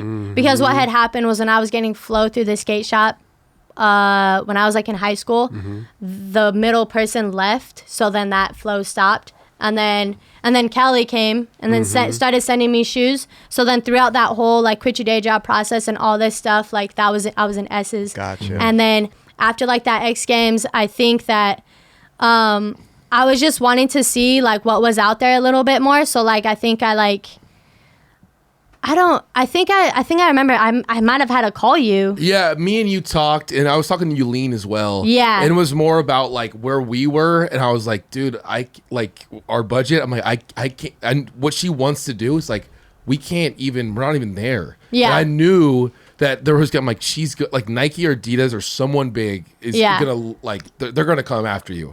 Yeah. And it's literally what happened. Yeah. I remember having to call Kelly and just like tell him I like just appreciated everything. Who was the other person you just mentioned? Yulene. Manager? Yeah. Gotcha. Yeah. And it was Yulene. all good. Like, it was like, oh, I totally understand. I'm proud of you. Yeah, like I was so nervous though, because it was like another scenario, like when I had to like switch from skate shops to like, Right, and you're just like, I don't know how this person's gonna take it, but Totally. like you just want to come from like the best intent and not burn a bridge. Just For you know. sure. For sure. It's Like- hard when you're young too to like process all that and Yeah. do all Any that type of stuff. scenario like that where you have to quit a company is not the best feeling. Right. It's like no matter how you think it's gonna like roll out, you know what I mean? It's gonna be tough no matter what. Yeah, and I just respected Kelly just for like just being I was like so nervous at the time because it's just like, oh, like I just don't want to come off as like weird, you know? No, it was just a better opportunity for you, Yeah. and you're going like that's where you were going. Yeah. So at this point in time, so let me just get this straight. So you're having a conversation with Kelly So I over at start S, but then Yulene, is that right? Yeah, Yulene, yeah. Yulene, is he or she? She. Is she talking to Adidas at the same time? So what happened was I How's had this the call going with down? Callie, and then I started she was like, okay. And then so Yulene reached out to Nike and was just like, hey, like Mariah's like open. Like they're like, okay, cool, like send you some shoes. But I don't think we have a spot for her on the team. Okay. So I was like, whatever, I'll take the shoes. Just keep skating. And then there was word of like towards the end of the year, there was word that Adidas was putting together like a team, like a girls team and down to put some people on. So I Okay. started skating Adidas like towards the fall of that year. And Are you talking like Paul Shire or I think somebody it was else like down there? Jessie Van. Okay. And she like I think she was just started working with them too that year. Okay. So I think that she was helping build the program. Gotcha. And I think that Nora was announced on it, and then I think they had a spot for like 2 more people, and they were looking at me and Jen. Yeah. So I remember like that year skating with Nora at like Exposure, and like I was wearing Adidas and everything like that. And then I remember like after that, like it kind of got more momentum, and they were kind of just like, all right, cool, like I think it was probably like September-ish. Like it had to be like, I don't know. So anyways, the conversation was happening. So I was like, okay. And it was only a matter of time. They started discussing a contract, and it was only a matter of time that I was going to get to sign, right? So here I am just blowing up Yulene like, can I quit my job? Can I quit my job? Can I put in my 2 I'm weeks? over Can I put in my Dion's 2 weeks? already. Is it And at then- that time? It's at that she's like, time. not yet. Like she wanted to make sure that it was like in front, in paper. Yeah. Like, Yeah. you know? It's Makes smart. sense. You And have then to. like it was like I was asking so much, like I couldn't wait to quit my job. I was just like, like just doing whatever. It's like you were and- eager to just quit your job. And then like, when the not time came, get I got on. so nervous to quit my job. I was like, oh my God, why? I gotta talk quit. again. Yeah, exactly. It's like, this is a year of talks. Yeah. That's when it been like, you know what? I'm leaving. Yeah. And it was just like, I remember having like, I was like during my shift, and I was like, can I like talk? I like asked to talk to the manager, and he was like the same dude who like kind of knows about skating. And I was just like, hey, I'm here to put in my 2 weeks. I'm pro for like Adidas. I was like, I'm trying to explain to this guy that like I'm gonna get paid to skateboard for a living now. And he was just like, he's like, so who are you going with? He's like, Adidas, all this. And I was just like, yeah, like I'm gonna make enough to like be able to like support myself now, so I won't have to be like working here. And he was just like, all good, as long as you can sign the board that's in my trunk, like you're good to go. And I was like, hell yeah, like that's amazing. That's wow. So that must have been a great feeling when you finally got that Adidas thing. You're locked in. And then and you got Jen there too with you. Oh yeah, like, you guys came out in the same video, the introducing video, right? That was for our campaign. That was in campaign. That was in 2020. So 2018 was the year. Started skating like you officially got on Adidas 2018 and I see. And then I was just like full on skating, and I was just like had the great year. I think I took like 2 gold medals from X Games like back one to back. in Sydney. That's a good Minneapolis and Sydney. Minneapolis was crazy because like from the year before I like didn't even podium, or I don't even think I was close, and then like coming in like on Adidas. And like was just like, it just felt like I was on fire, but it felt like I do all these tricks all the time, you know? So like, I remember like giving up on the idea of taking first, and like remembering that I don't have to validate myself with the result.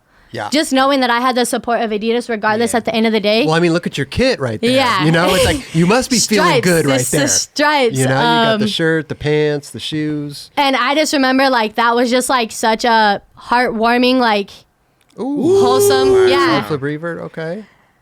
Yeah, that's those contests. The X Games it's interesting because it's only line based or it's your run based. How are you gonna mess up on a back 50? Come on. I know. What are you doing? Boards backwards on the you gotta ride a twin tail. Yeah. Oh, you made it out on the flat ground. Just to remind him. Yeah. Still got it. Made up Just for that. And that was a sick run, dude. I love that. Yeah, I remember that. That was like just such a big moment for me, because like when I like did that, I let go of the idea and I just skated, and I was just out of my own way type of deal, and I just let myself flow. I ended up doing super good. That's like I remember when I had the gold medal on my neck, like I just remembered of all like the support I had with the breakfast, the fundraising, the donations from other people, just the support, just like everything kind of was just like, wow, like this is it, you know? And it was just such a wholesome moment. I think like my grandma from Albuquerque, like I called her, like my mom like called her and was talking on the phone, and like my grandma was watching it, which was like rare. Like I was like, how was like my grandma watching, you know? And I was like, that's just, I don't know. It was just like super amazing to like start skating full time, take home the gold in the summer, and then follow it up with like X Games Sydney, go to the farthest place in the world, and like follow it again up with gold. With like, I had my whole support group in Minneapolis and everything like that, and then going to Sydney like just by myself, and like still being able to do that just like meant that I can have both the best of both worlds, and that like it was just super big for me.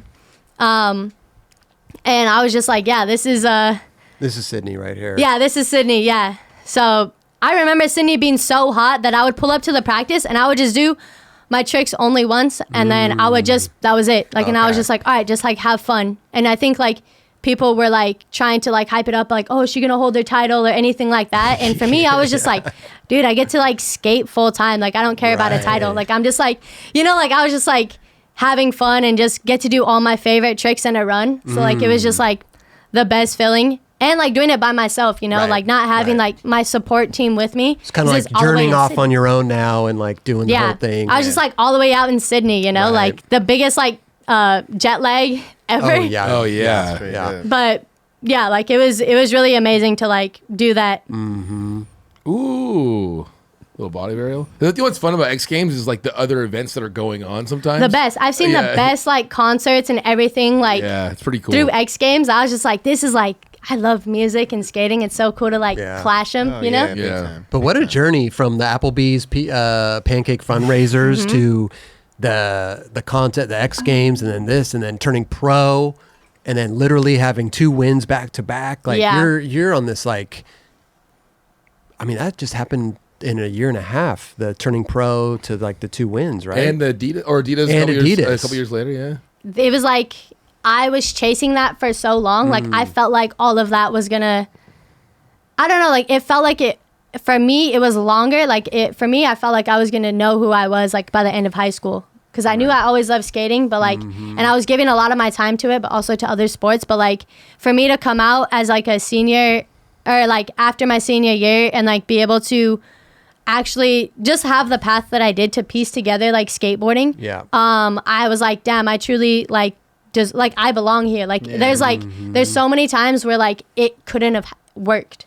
Like maybe I couldn't have gotten the rental van and not even pulled up to X Games, or like there was so many scenarios where it's like it chose the other way for me to like be here in skating, and like it was just super cool to like, you know, just have that momentum and the support that I had. It was amazing. Well, you never know how it could go a different way, right? If the fundraisers didn't work, you couldn't make your way. Like, I think you still would have ended up in this place, but it could have been a completely different journey. You know? For sure. Like maybe it would just be based off of video parts and no contests. You know, for sure. like, you just don't know. Yeah. But I think you would have ended up in, you know. Yeah. You would have ended up here. You would have quit Dion's. Strong emotions about something, and you feel so strongly, you almost manifest it. You know what I mean? Like, this is going to happen. I'm going to find the journey, and it's going to work. Yeah. You know Totally. Yeah. I mean, wow, that's amazing. You know how many people sit in this chair, and this is what I love about this show, is also we all end up here, but everybody has such a different path to get here. Yeah. Sure. It's crazy. For sure.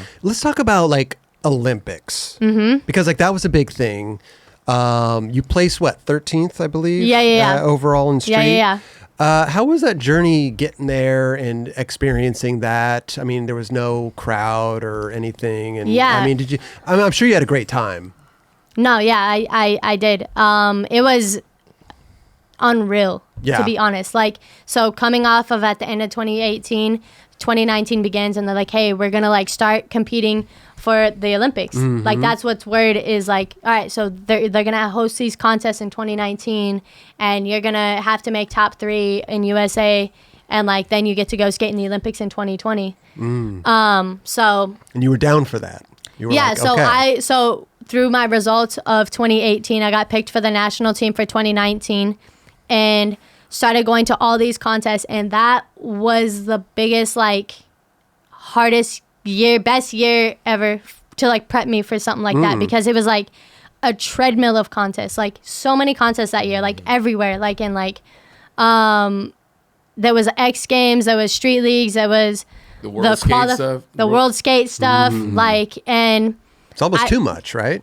Too much, but like for me, it's like there's no right or wrong way. Okay, there was just like, all right, so what do I have to do to like keep going, you know? So main thing is like I just need to get in these contests, do my best, and accumulate points. Right.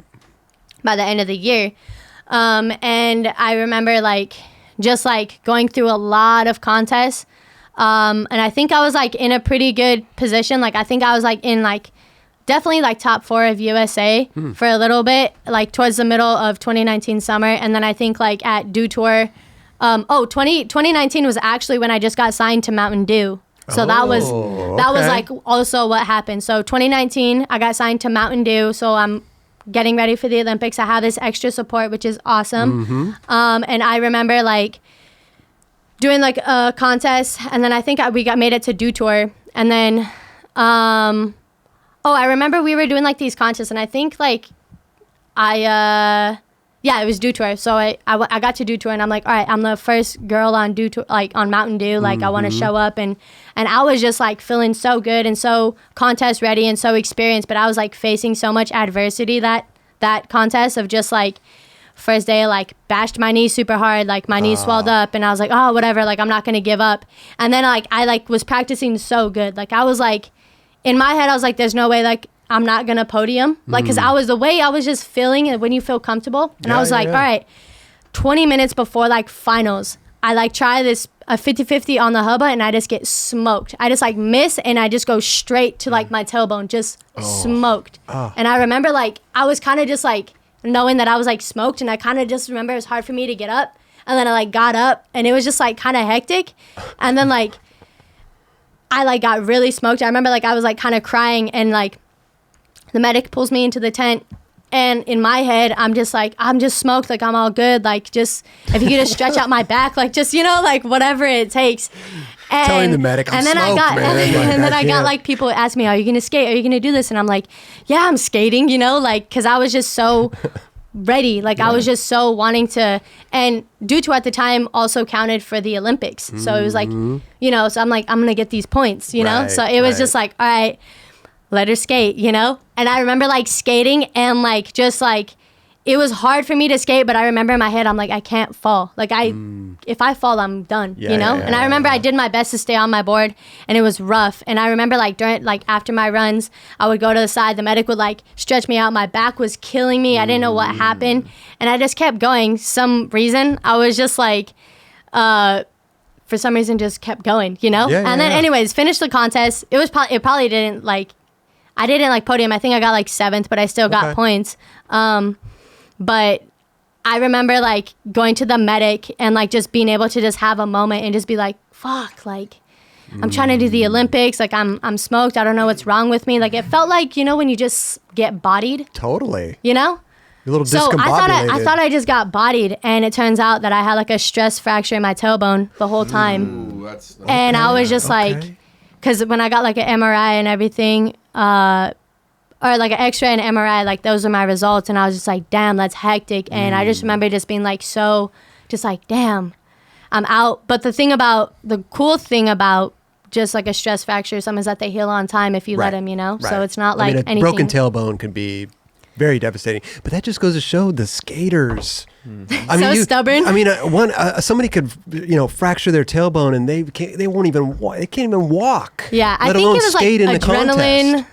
Just not wanting to accept that, like just wanting to. Resilience of a skateboarder, wanted to walk off on my own terms and not like that type Some of deal. Some of these basketball players sprain an ankle and have to get carried off the court. We're like, I mean, you skated with a sprained ankle.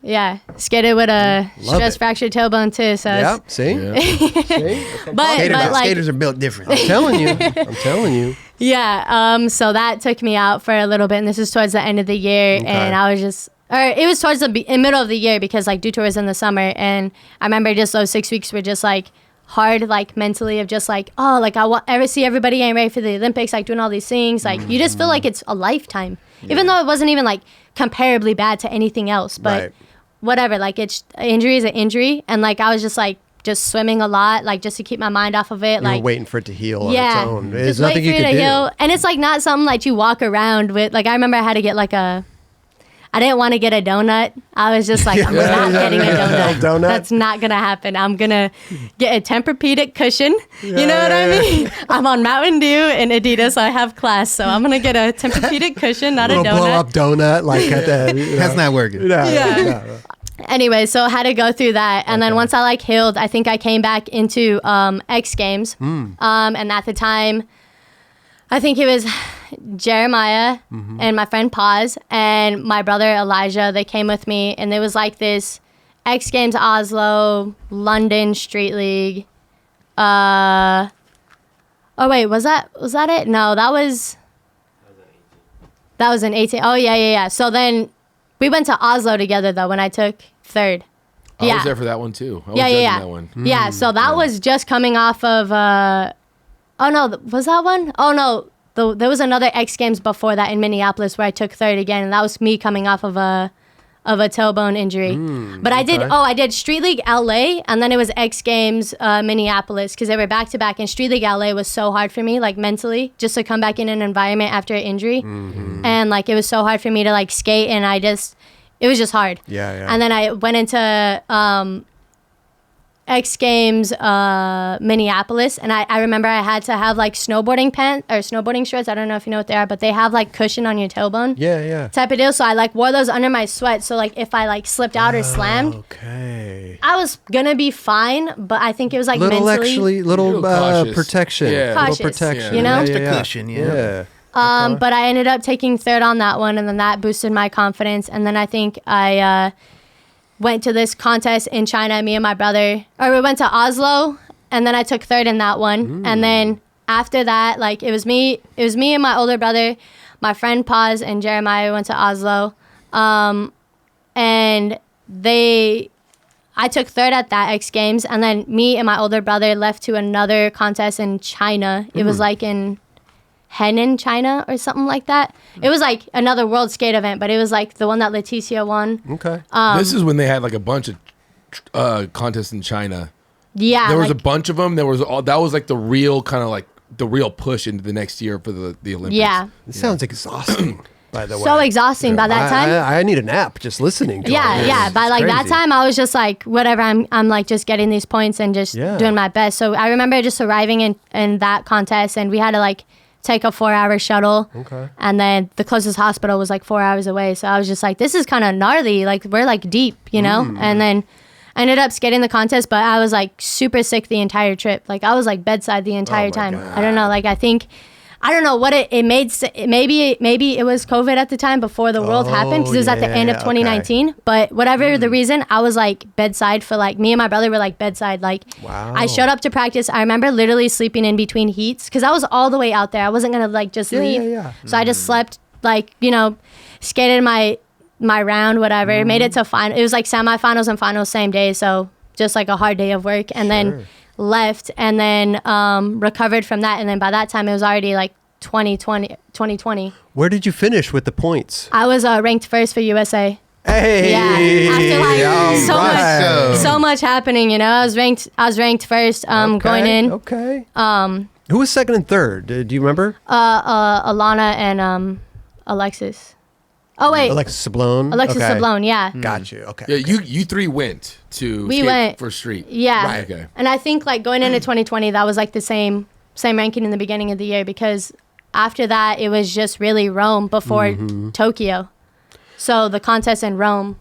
Right. I remember that. Yeah. So what happens when you get to the Olympics? You know, the course. How did you like the course? It was outside. It was bright. I don't know. It was so hot. Yeah. I don't know. So I think like you're supposed to go like a few days before to like, I forget what it's called. Acclimate. Yeah, to get used to like the. You didn't go. They didn't. USA didn't. Wait. Well, when did you get there? Like the day of? No, I think they said like the city that was hosting us was in lockdown, or we were going to be super locked down with the city. Okay. That we were going to get hosted by before the Olympics. So, we just didn't go. So you flew in a day before? Yeah, like a day and a half before, I think. Yeah, it was super gnarly. That kind of messes you up. I mean, I pulled up and I was like as prepared as I could be, but I remember literally, like, I was like, it's so hot. The thing is, like, I saw the schedule for practice and I was like, oh, sick. Like, girls at 9 a.m, like, we're going to have a chance. But the sun rises at 4. Ooh, so you're like, okay. It's cooking. No. And it was humid. No. Yeah, it was. I remember, so, like, you had to choose 2 outfits, or you had to choose 2 outfits that you were going to skate in for the contest. Okay. You know? Why 2? Before you go. Why because 2? when you fall and you rip 2 of the same outfit. 2 of the same outfit. I thought you meant different styles. Okay. Yeah, no. Gotcha. So you just bring extra of that one outfit to look good on your contest day. I get you. I feel that. And I was like, we chose these before we arrived in Tokyo to just be prepared. And I remember I chose like sweats and like this t-shirt. And then I remember arriving there, I was like, I'm skating in basketball shorts. This is insane. I was like, I felt like I was like in a sauna suit the first day because I skated in the sweats and it was so hot. I was like, I'm overheating right now. This is insane. Did they let you change?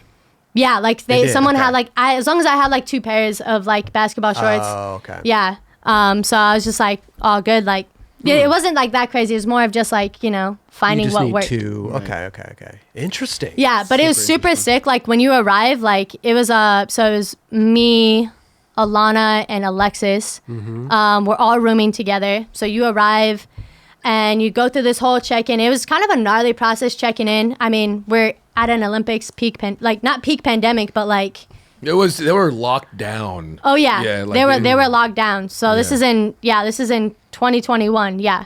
So they were locked down still because it was still gnarly. Yeah.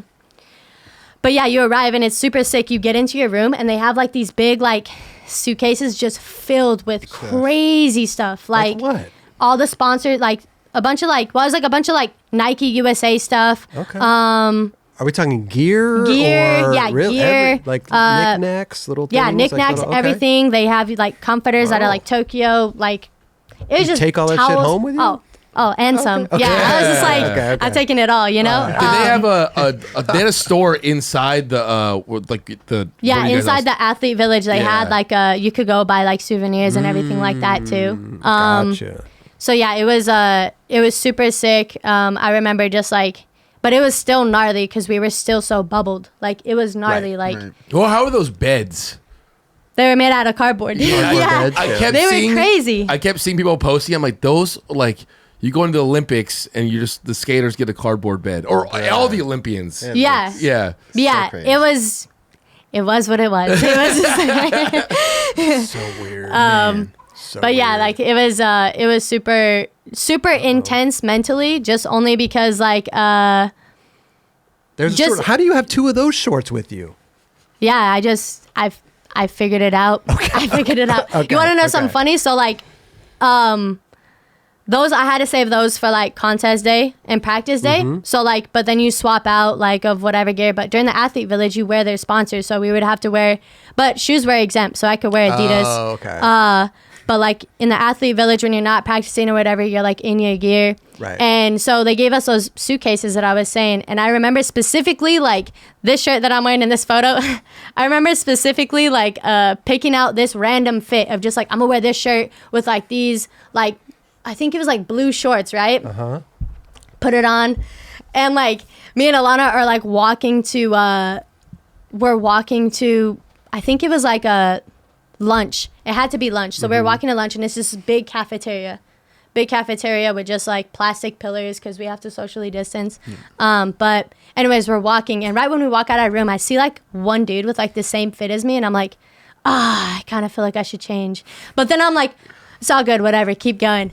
And then like me and Alana are laughing. We're like, oh, what are the odds? That's crazy, right? We get in the elevator and we go down the elevator. The door opens and it's like the entire like an entire team of people wearing the same exact outfit as me. What's that team where they're in the water and they play volleyball? Water polo. Yeah. I was dressed as the entire water polo team. Yeah. I was like, and it was so awkward because they were the first people who saw me. Like, I'm in the dead center of the elevator. Is no, literally, but like water polo, like those dudes are tall and big. Like, I'm the complete opposite of that. Yeah. So the doors open. And I like look and we all realize at the same time and I look down and I'm just like, I just shrug my shoulders and everybody's just like, yeah, just hyping me up. And I'm like, fuck, of course. Were you having conversations with people like, hey, so what do you, if you guys are wearing the same outfit or just USA, like, hey, what are you doing here? Who are you with? Yeah, like majority of the time, like, yeah, people, we would ask a lot like of who played what sport, which was super sick. But I mean, that was just like a rare occasion of when I dressed like another team. But majority of the time we're like in our like skate gear, so or we have our skateboard with us, so we're very clearly skateboarders. Right. And around the cafeteria you just hear like, those are the skateboarders. Oh yeah. Their outfits are so sick. Their uniforms are so sick. I did hear the skaters had some of the best outfits, right? Yeah, we did. In the Olympics? Yeah. A lot of people were talking about it. I was like, damn, that's fire. And I was like, but we usually just like, this is normal, you know? Yeah. And like some people were just like tripping out how we would just like skate flag ground just for fun. Like, and it was practicing. It's like, no, we're just skating. This is what we do. Yeah, just skating. Did you meet anyone? Did you meet anyone like that you tripped out? Like, you're like, oh my god, I met this person. And I wanted to. So like the super celebrity like USA athletes don't really stay in the villages. So like, okay, where do they stay? I don't know. There's somewhere where the bigger people stay. I don't know. I was like, damn. You know, wow. Okay. So we like get the USA basketball and stuff like that. You would think you would. I mean, I got to walk open ceremony, and that was like when you got to see all of like the other. Oh, you walked in the ceremony? Yeah. Wow. Yeah. It was crazy. I remember like people were tripping because it was just like people were nervous about like going and like getting sick or like whatever, because every day you're getting tested, like every day. And I guess no news is good news. So it's always like nerve-wracking. You're like, I hope I'm good, you know, because you could be good and not be good or whatever the case. Candy, she got it right before, right? Yeah. Candy got it right before. And I was just like, damn, I I feel for her because I know she works so hard, and like that was just so unfortunate for her to have to go through that, because that's like gnarly. Like, and it's also just like people were like, once that happens, people try to trace like, oh, did I touch her? And it's like, and then if somebody might have had an encounter, then people start stressing. So there's that stress going around during the Olympics a little bit. They have that app that tracks that. Yeah, like it was super not like you couldn't pull up positive for COVID like a month before, otherwise you couldn't go or something like that. Like it was insane. Like it was like, crazy. They had some app where it was like they knew where you were. If that person got like, if you were around that person on the app, they were like, oh my gosh, okay, they have to check in with you guys. It's they're like, you gotta get tested or something. So stressful situations, but like, so what happens during the contest? Like, I mean, yeah, we know you got 13th, but like, how did you feel you did out there? Was it, you know what I mean? So like, for me, like I had to drop in first. I was in the first. You were the first? I was the first person. Wow. Yeah. Okay. And I just knew that like with the level of skating, where the level of skating is with these girls, you have to like lay it on the line. Right. Especially if you're first to drop in. You like if you're in the first heat, you have to do your best to make it, because if you play it too safe, you might not make it, and then you're like, I played it safe. Right. And there's the other one where it's like you go too hard and you don't land anything, and I was like, okay, so which one am I going to be happy with at the end of the day? And I was like, well, the contest season I've had, I'm just going to send it. I'm here to just give it everything, you know? And I think, so I think I missed my first trick on my run, but I think I like made it up and did most of my tricks. And then I think the next run, I didn't get like the best run scores, but they were all right. Like I didn't miss everything, but they were all right. And then I remember just like, I have to like make up with the best trick. So I was like, all right, well, I gotta, my plan was to like hard flip the set and then flip from board, because I landed both of those in practice the other days. So I was like, all right, sometime, like I was just like, I tried hard flip, stuck it 2 times. Stuck it twice.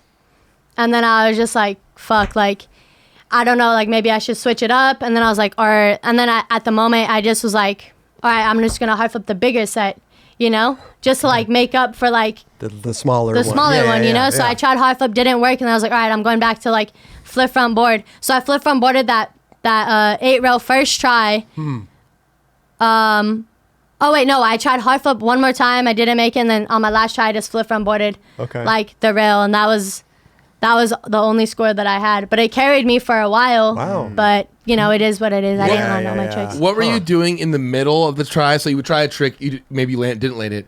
Were you talking to the coach? Was it Mimi that was the coach? Yeah, I was kind of talking with her, and I kind of was just like, hey, I kind of just told her, I was like, I'd rather just fail just trying my hardest. Type of deal. You're like, dude, like, you know? You're talking with her, like, hey, she's like, hey, how do you want to play this? Because that's like a big strategy game. Yeah, it is, and I think I could have played it a little bit better, as I'm learning now. Is what I'm gonna take away from that experience, because I know Alexis almost won with like she did a run, and then she did a basic trick, and then she tried for 2 gnarly tricks. Right. And I think that's a good formula, because I tried for 2 gnarly tricks too soon, so maybe I should do 1 safety and then a gnarly. And then another trick. You get like a mellow trick to get you in the groove of getting the next thing. Yeah, for sure. And that kind of gets the ball rolling. But also like it was just everything. It was just a little bit harder. Like there was just a lot of just everything that time. So yeah, like I just went out trying my tricks, you know. Yeah. And sometimes if they would have worked, it would have been amazing. Oh yeah, for sure. You know what I mean? Sure. But it's all good. Like it was super good experience. I got to walk open ceremony. There you go. I think USA flew my parents out to like Florida to have like a watch party. Rad. So like my parents are like going to Six Flags and everything. I was like, damn, I wish I could do that instead of, you know what I mean? Party. Okay. My friends back home, like everybody was like doing a watch party, and they said it was a little bit harder to watch because like they kept cutting in on just everything. Like I don't know, like I guess like don't get me. I heard you guys were streaming it too, or like doing your best, and it was just don't get me started. There was just place of improvement. It was horrible. Everybody. But I will tell you this though, I do remember watching it and being like way. And this is taking nothing away from the guys either, but like the women's event was so good. Yeah, I was really good. I was so excited. Yep. It was really, really, really good, and the men's was too. But I was. Oh, that women! I was so stoked. Yeah, so stoked. But then they kept cutting away from different things. I was like, who are these announcers? I don't even know what they're talking about. They don't know what they're talking about. Yeah. It was like, it was stressful to watch. It was cool to see, like, it was a whole new generation of talent coming up. All the new girls. For sure. Like Momiji and Raisa. For sure. You're like. Killing it. Yeah, it's incredible. So yeah. Killing it. How was it? Like, what's it like skating with the new generation coming up? I think it's sick. I think it's one of those things where it's just like, I feel like guys have always had that, having to deal with like the new generation and like coming up and like, oh, well, this person's like super young doing all this stuff right away. And you're like, damn, like it took me years to do that or something like that. But I think it's good because it's what it needs to get to the next level. Like if there if there isn't that push, then that means it's going the opposite way, you know? Yeah. And I always just respect like just progress and like work and everything like that. So I think it's super sick. I think it just makes it more fun because you're like, damn, well, now I can step up my game. Like, what can I do, you know? Well, you just think about it. Like, there's a little boy out there, a little girl out there that are watching Nyjah for the first. That's the first video they ever watch, or they're watching your video part, the first video part they ever watch. Like, that's the bar for them. Yeah. You know, and then when they get older, they're going to be watching Raisa for the first time. You know what I mean? Like the bar just gets higher and higher. I feel like and even faster too with Instagram. You just scroll and you're like, oh yeah, boom, boom, boom, boom. Like you're just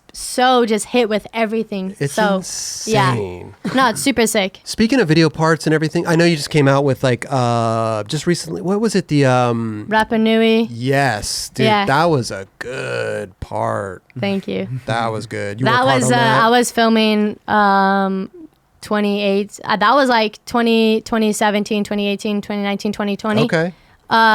Because I was super busy those years, so it was just like I would go out and just film when I could, and I would just, you know, do my best to accumulate footage. But this project was originally supposed to be for my skate shop.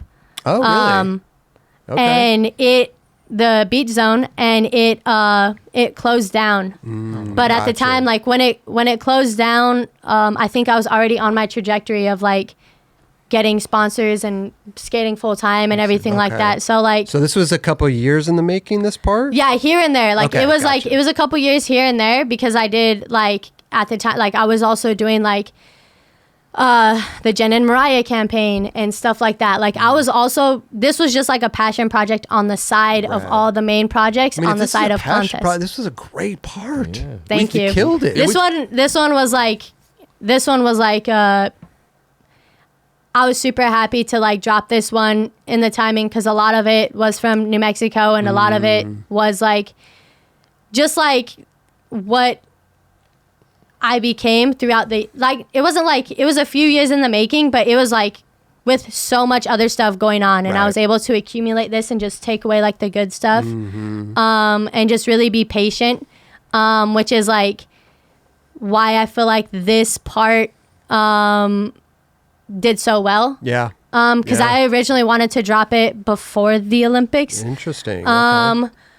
But I kind of felt like it deserved its own moment. Yeah. And I also wanted to premiere it, have an actual premiere, you know, like with popcorn and everybody, you know what I mean? You know what I'm saying? Like, and premiere it, because this was like the Rapa Nui was like a full video of like all of my friends who are now like really good. My brothers, we watched some of his footage earlier. My younger brother, all of my good friends, like this was our like passion project.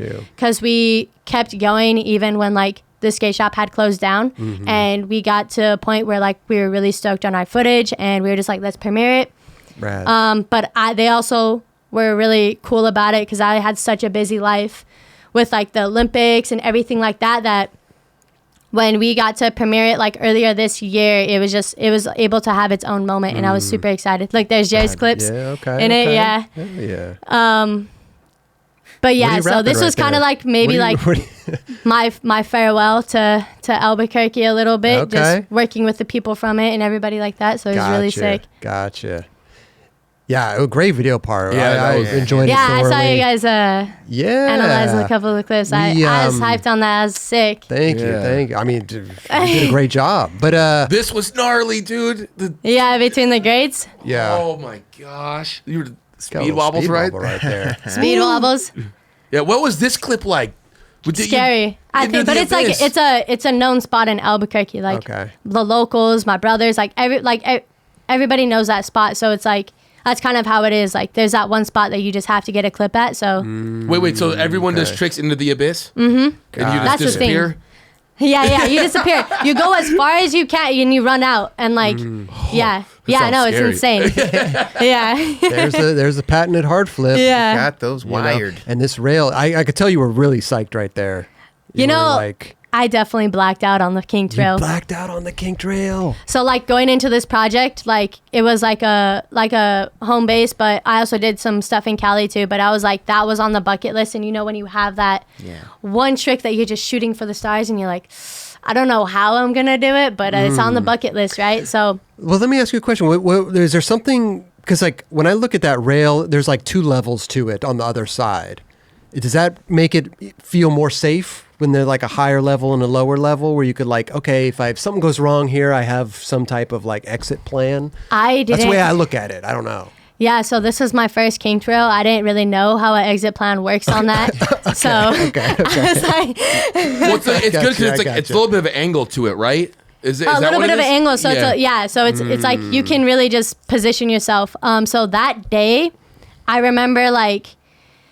It was a random day. Like, it's always those random days where you never think something's going to happen. But I remember my friend Dean, he, like, hit me up and he's like, hey, let's go check out Longfellow. And I was like, fine. Like, shit, you know? Like, I've been there before and I've, like, gotten, like, the shoulder. But I'm the type to, like, hold on to the shoulder the whole way. You know? Like, just, have them walk me down, like, just once. Just to feel how a kink feels. And then months later, like... maybe even a year or so later, like after like when this part was like coming to like the end or whatever, I was like, all right, shit, we'll go check it out. We'll see what happens. And I was just like, he's like, yeah, it's just going to be me. And I think it was just going to be him and someone and a photographer. It might've been you. It might've been Froman. You were there though, right? Yeah. So what happened was, I was under the assumption it was going to be a filmer and photographer, and that was it, you know? And I was like, okay. And then I had my friend Rashawn with me at the time. And then I remember just like in Albuquerque, they don't really have like skate parks to prep you for this at all. So I was like, I remember I was going to like the tallest flat rail and just practicing 50-50s and like standing up, like just like I got you. Okay. Standing up, you know, like, and that was my preparation. And then I pull up to the spot and like my whole squad is there, and I'm like, oh fuck, like I gotta do it now. You know what I mean? You're like, oh shit, this is a huge squad, you know.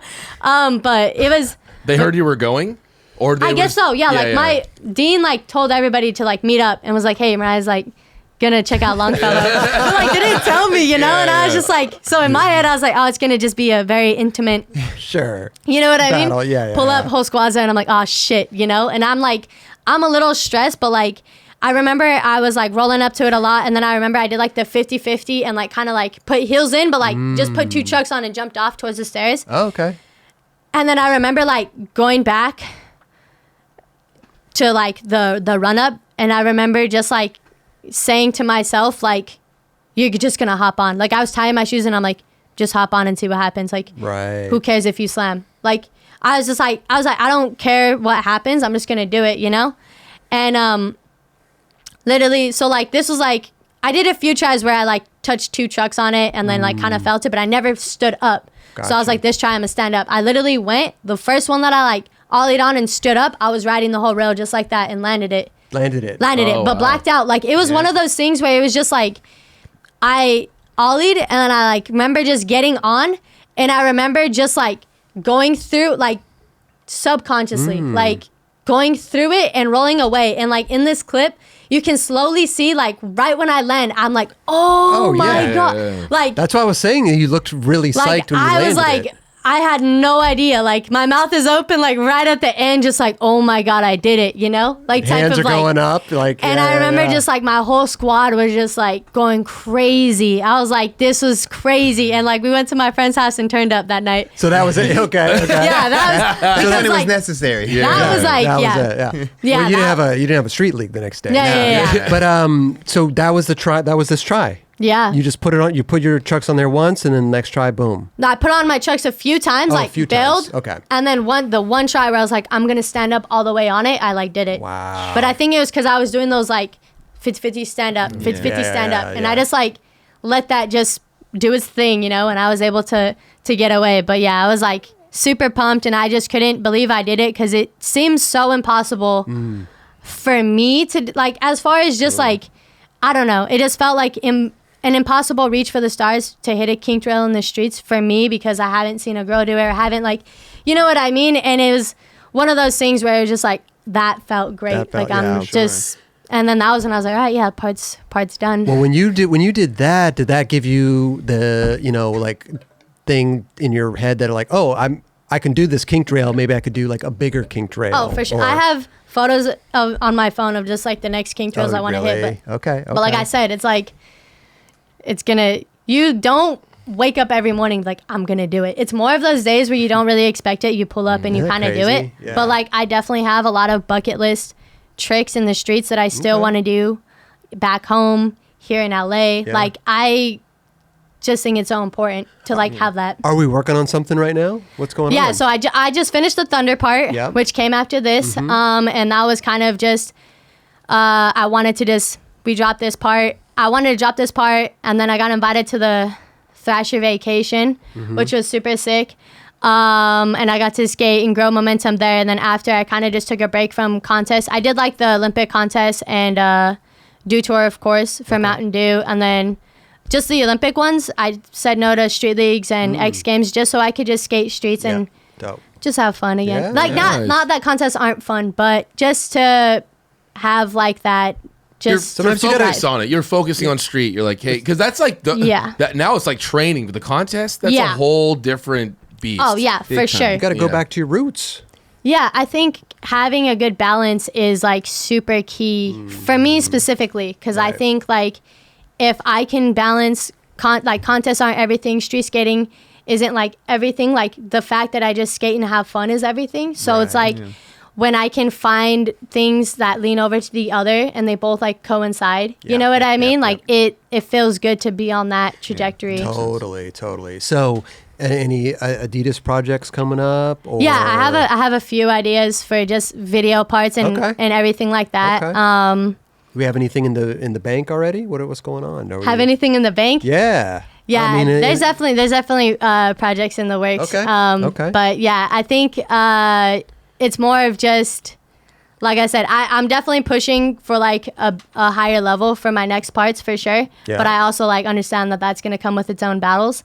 Yeah. So I'm just prepping myself for that, you know? Like I'm just like, all right, cool. Like get momentum, get in the streets, you know? Yes. Find the people. Because you are very capable of doing it, you know? And just keep leveling up, you know? Yeah, I think that's kind of just what I think every street part should be, is just try to go for being better than the last one you did. Not only just putting out a part that's better than your last part, but just for yourself as well. Yeah, you know, like this Thunder part that I did was like super, like it was a good part, and it just helps me just keep momentum of just like creating a project, and I got to like choose the song and everything. Sick. And because I think Thunder reached out to me and they were like, yeah, we want to give you a truck, and I was like, me being me is like, I want to drop a video part with it. You know what I mean?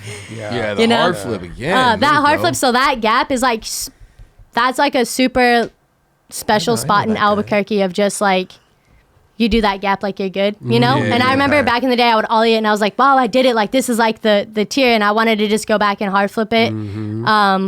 But yeah, like this one was just super fun because I like just made it with my friends, and it was just good momentum, you know? Rad. Like just to have like a serious part like Rapa Nui, and then have like a not so crazy part, but like not super like serious. I feel you. Right. Yeah. To have a good balance in that realm, because I think that balance is like key, you know, to not lose your mind. Totally. For sure. So yeah, like with this project, I bought a camera, the FS5, and I named it Beat Bop after Cowboy Bebop the anime. And me and my friends and my brothers. What is this spot, by the way? That's in Albuquerque. It's just like a train track. It's a little train track. It's a little train track, dude. That's pretty dope. It's for a little train. That is random. Like where does it go? It was when my friend brought me to it. I was like, "So you know about this spot? You just like took this long to." What is that? You know what was scary about that spot is if you kick out, like your wheels will hit the things and it'll pop up like scary. So you have to just like stay on top. But yeah, it was just like, oh, this is a cool like spot banger. You know, like all good. R.I.P. to this spot.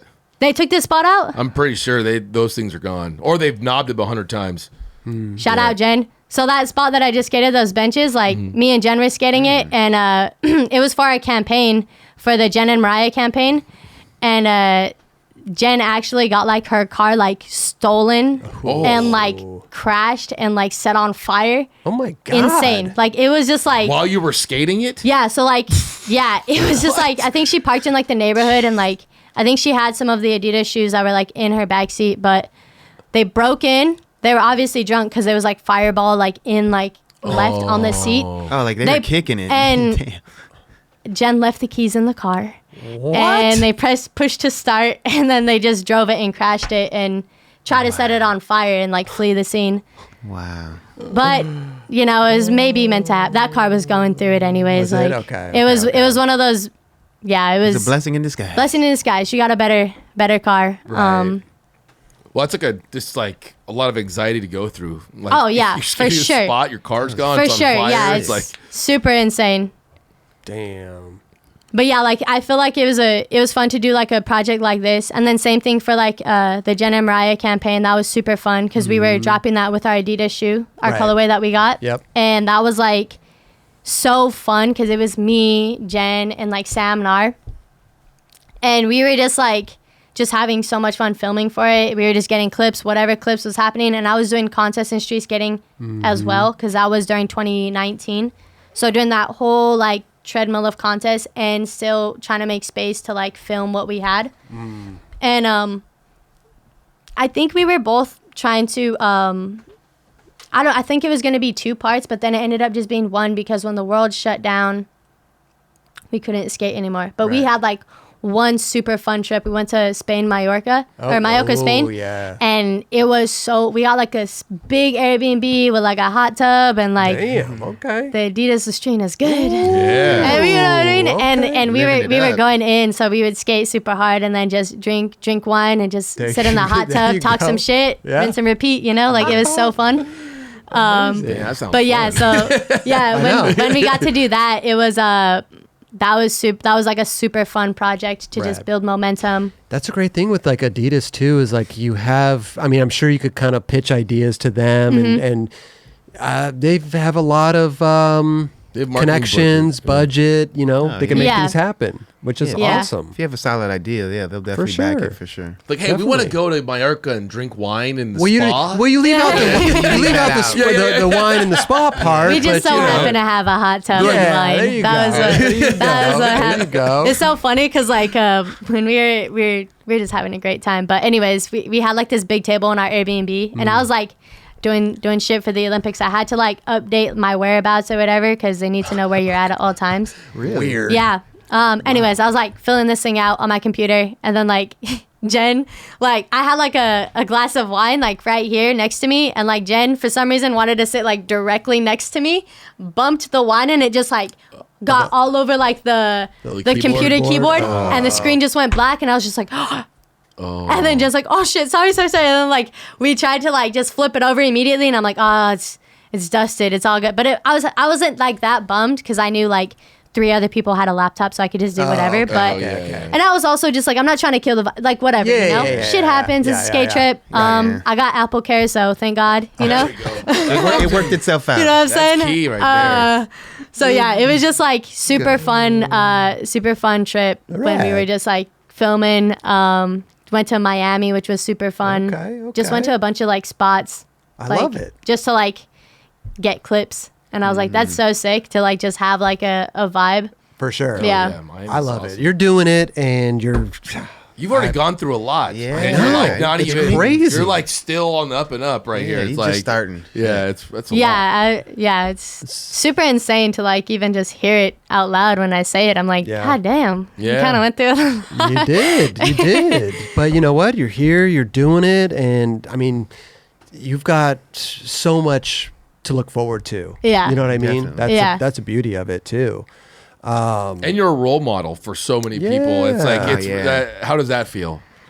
I guess, you know, a role model just gets that role, I guess. I don't know. I wasn't Yeah. really going for it, you know? No, I know, but it's But like, that's sick though. No, I'm super blessed to be that, because I think that that's important, because I had people that I looked up to, whether it was guy skaters that I just really like was a fan of, or girl skaters, you know, like people that I just really resonated with. Like, you know, it's good to have a favorite skater and stuff like that. Do you get a lot of like DMs and stuff from like young girls, like skaters? Yeah, I get like a sometimes random. There was like a random DM, like this little girl who's like 5 years old was like a big fan of like me and Jen, and like I guess her parents like own the Padres or something like that. Ooh, okay. Yeah, like it was just so random. And like Yulene, like I feel a first pitch coming out. Yeah, it was just like so random. I was just like, wow. And we like show up to like a Padres game, like me, Jen, and then we bring like people who we want. Okay.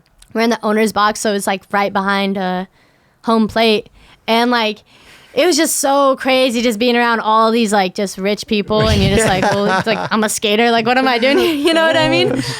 But it was so crazy because like the mom's like, yeah, you guys are here because of her, and she's like 5. That's amazing. And it's just like, you know what? It's just like. Wait, how is she allowed to DM people? No, like I think her mom her mom DM'd her on her behalf. She's letting her scroll and be like, you never know nowadays. With kids nowadays, she probably has her iPad and her iPhone. She probably she's probably scrolling. She sent it on every device. No doubt. You know.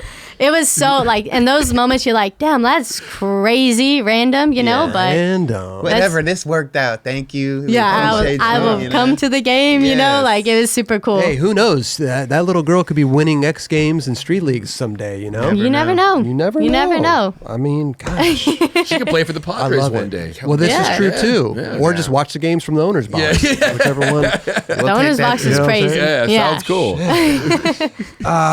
Mariah, this has been amazing. Yeah, it's been dope. I love this. And I don't want this to end, but I want to give you some 9 Club stuff to take home with you. Yes. You know what I'm saying? Yes. We got some Yeti stuff. We got some stuff. Kelly, we do the honors. Of course. What size we got? We don't have a lot of mediums, I don't think. Do you have a small?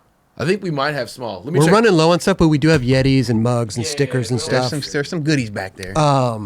So I'm pretty certain that I know the answer to this question, but if the Olympics are coming around again, you're going for it. Yes. 100%. Yeah, 100%. Love it. Yeah. You have to qualify again, obviously. Have to requalify again. You have to do the whole thing over. Are they going to mellow out the whole system again? Because Probably like not. It's too hectic. Super. What is going on with all this? I don't know. I don't know when contests have ever been like mellow. Yeah, but it's the whole circuit getting up to it. It's just like this after travel. It's a part of it. Yeah, I guess we'll never know until it happens. Okay. Nah, I think it'll be better as far as approaching it from experience aspect. Yeah. So that's the best way I can do it. Is just like, all right, well, I've been experienced, so definitely play the game. And where is it going to be this year? Paris. That's right, Paris. That's Paris. right. My parents got their passports. Oh, they're ready. Oh, they're ready to go. Okay. Yeah. It'll be a better experience because you know what? You're not gonna have to deal with the pandemic aspect. Yeah. You know what I mean? Totally. It'll be free reign for everybody to enjoy the Olympics. Yeah, that was just a weird thing. That was just a weird It was one. weird.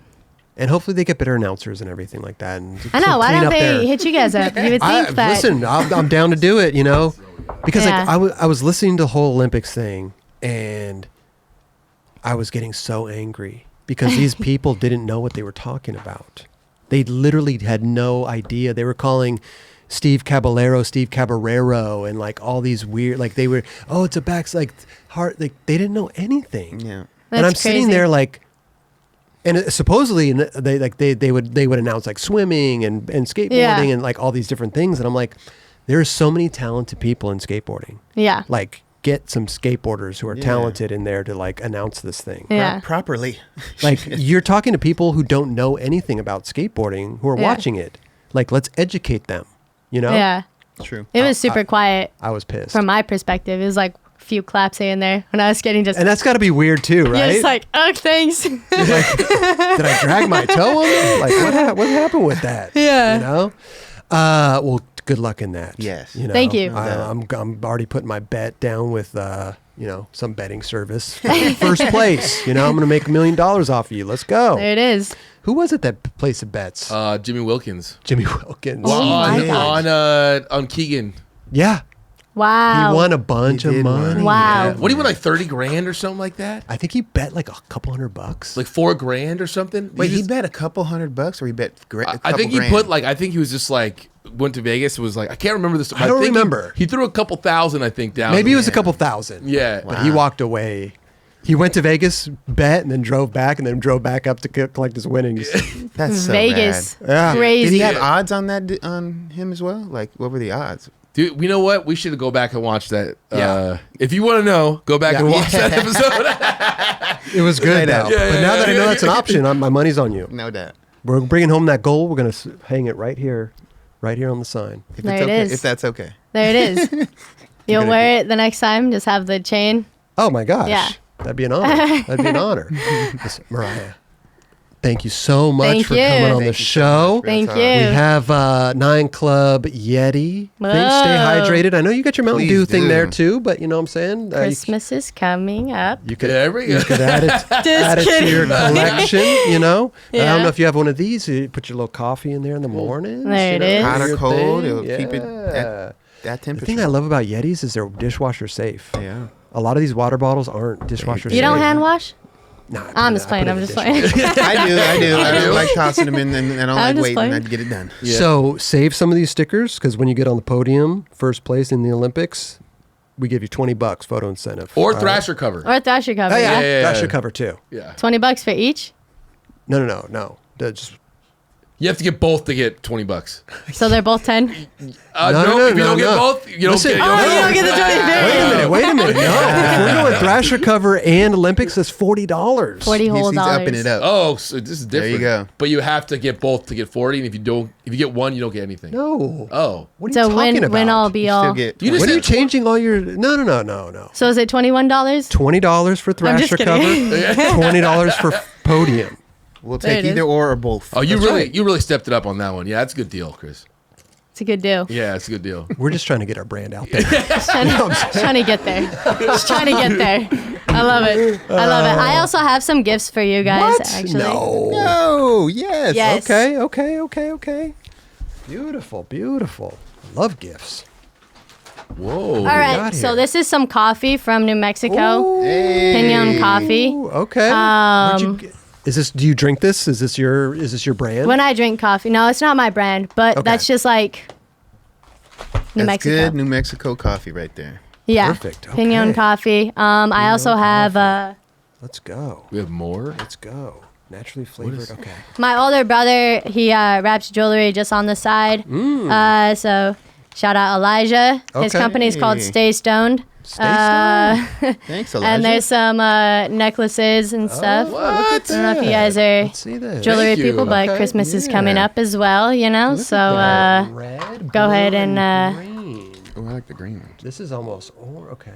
Actually, the green. yeah, Hey, thank you. That's awesome. of Super course, dope. yeah. Thank you. Thank you guys. This was Thank you, Elijah. super fun. I'm gonna put it on right now. There it is. You can end it like that. Let's do that. And Stay stoned. Stay stoned. I have to really. I can't. You can't slide this on. You got to actually really put it on. Yeah, it's a Why fancy not? necklace. You gotta actually really put it on. We'll draw it out. Yeah, I wear one too. This is like I have one that's I always wear like during contests is a moonstone. But yeah, he wraps like jewelry and do you rock Yeah, the that's same- right. I don't know too much about stones, but like each stone is like a different thing Yeah. or energy or something yeah, like definitely. that. Like, I don't know. Yeah, I and then don't know some too much also about just it. look good too. I don't like look too much into it, but yeah, there's Boom. certain ones. Yeah, Do you rock the same one every time? Have you been rocking the same one for a long time? I've been rocking this moonstone for a while. That's cool. Just because it's good size too to skate with. It's not like super big. Like those ones are like big flex, you know? Big flex. That's my what? Match the 9 Club. Yeah, it matches the 9 Oh, Club. it matches your sweatshirt kind of Yeah, too with bro. the. Dubs, I can't get it on. You were used to working Have jewelry you? too. You gotta technique it. You gotta put it. You gotta put one loop around your neck, and then Hold you that like thing look at open. it in front. I gotta do what? You gotta put one hand. and then replicate. it. Yeah. Well, I thought I could just do it by feel. I mean. Oh, you I got can- it, I got you it. Got There it. it is. Wow. Okay. Boom. Okay. Bro. Oh yeah, it looks good. Merry Bro. Christmas. Power. Yeah. Happy holidays. Yeah. Tell your brother that thank you for Yes. this. Of course. And thank you for Definitely. the New Mexico coffee. You have to try Yes, that. I hope Cup you of guys that. like coffee. I don't know. Oh, we I love do. it. I love coffee. We love Cool. I love it. Cool. I love I it. was gonna give you guys like some red chili or green chili, but I felt like that was pushing it.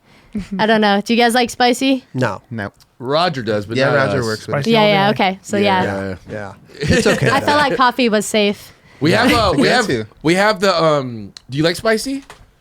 I like New Mexico spicy. Oh, we have What the is one that? chip. Like good tasting. Oh, okay. We have Not the, like to your left. not burn your life away type. We got a Okay. lot. We got the Packy chips. She's shaking her head no. We got People, the. you know, it's crazy. People in New Mexico think this is dumb too. They're like, why would anybody yeah. do that? That's Yeah, I think it's ruin the dumb. spice. I think it's dumb. It's You know, pretty my friend special. did that, and he was like crying and just Yeah. sad. wanted- Supposedly, sad. it's He was sad. Yeah. supposedly it's After the more. fact. It's He was like, more, I'll grind any kink trail. I'll never eat that chip again. Like, just like, you know, like, anything. Yeah, I Yeah. have this feeling. It's like, like- it's the aftermath. It's like the bubble guts and It all that doesn't. stuff. It doesn't sit well. No. yeah, no. I like just like good tasting green chili, red chili. That's Okay. like baseline for There me. you go. Give me some Taco Bell medium, and I'm good. Talk about Mild. You medium. want Yeah, mild. That'd be a great Mild. present Yeah, to bring. Yeah, mild. you just bring a bunch of mild hot sauce. I love it because That'll work. it's the flavor. It's all about Mild. the flavor. Yeah, There you That go. one's I think medium roast. So Perfect. Ooh, great. I we're love the smell of coffee. we're in it. Mariah, thank you so much for Of coming course, by. thank It's been you. a pleasure and an honor. And come back anytime. We've got the Stop and Chat that you can come by anytime you want. Please Feel do. free. Of course. Doors always open. Love that. Yes. Sick. Thank you. Thank This matches you. you, Kelly. Let me get some. Yeah, let's go.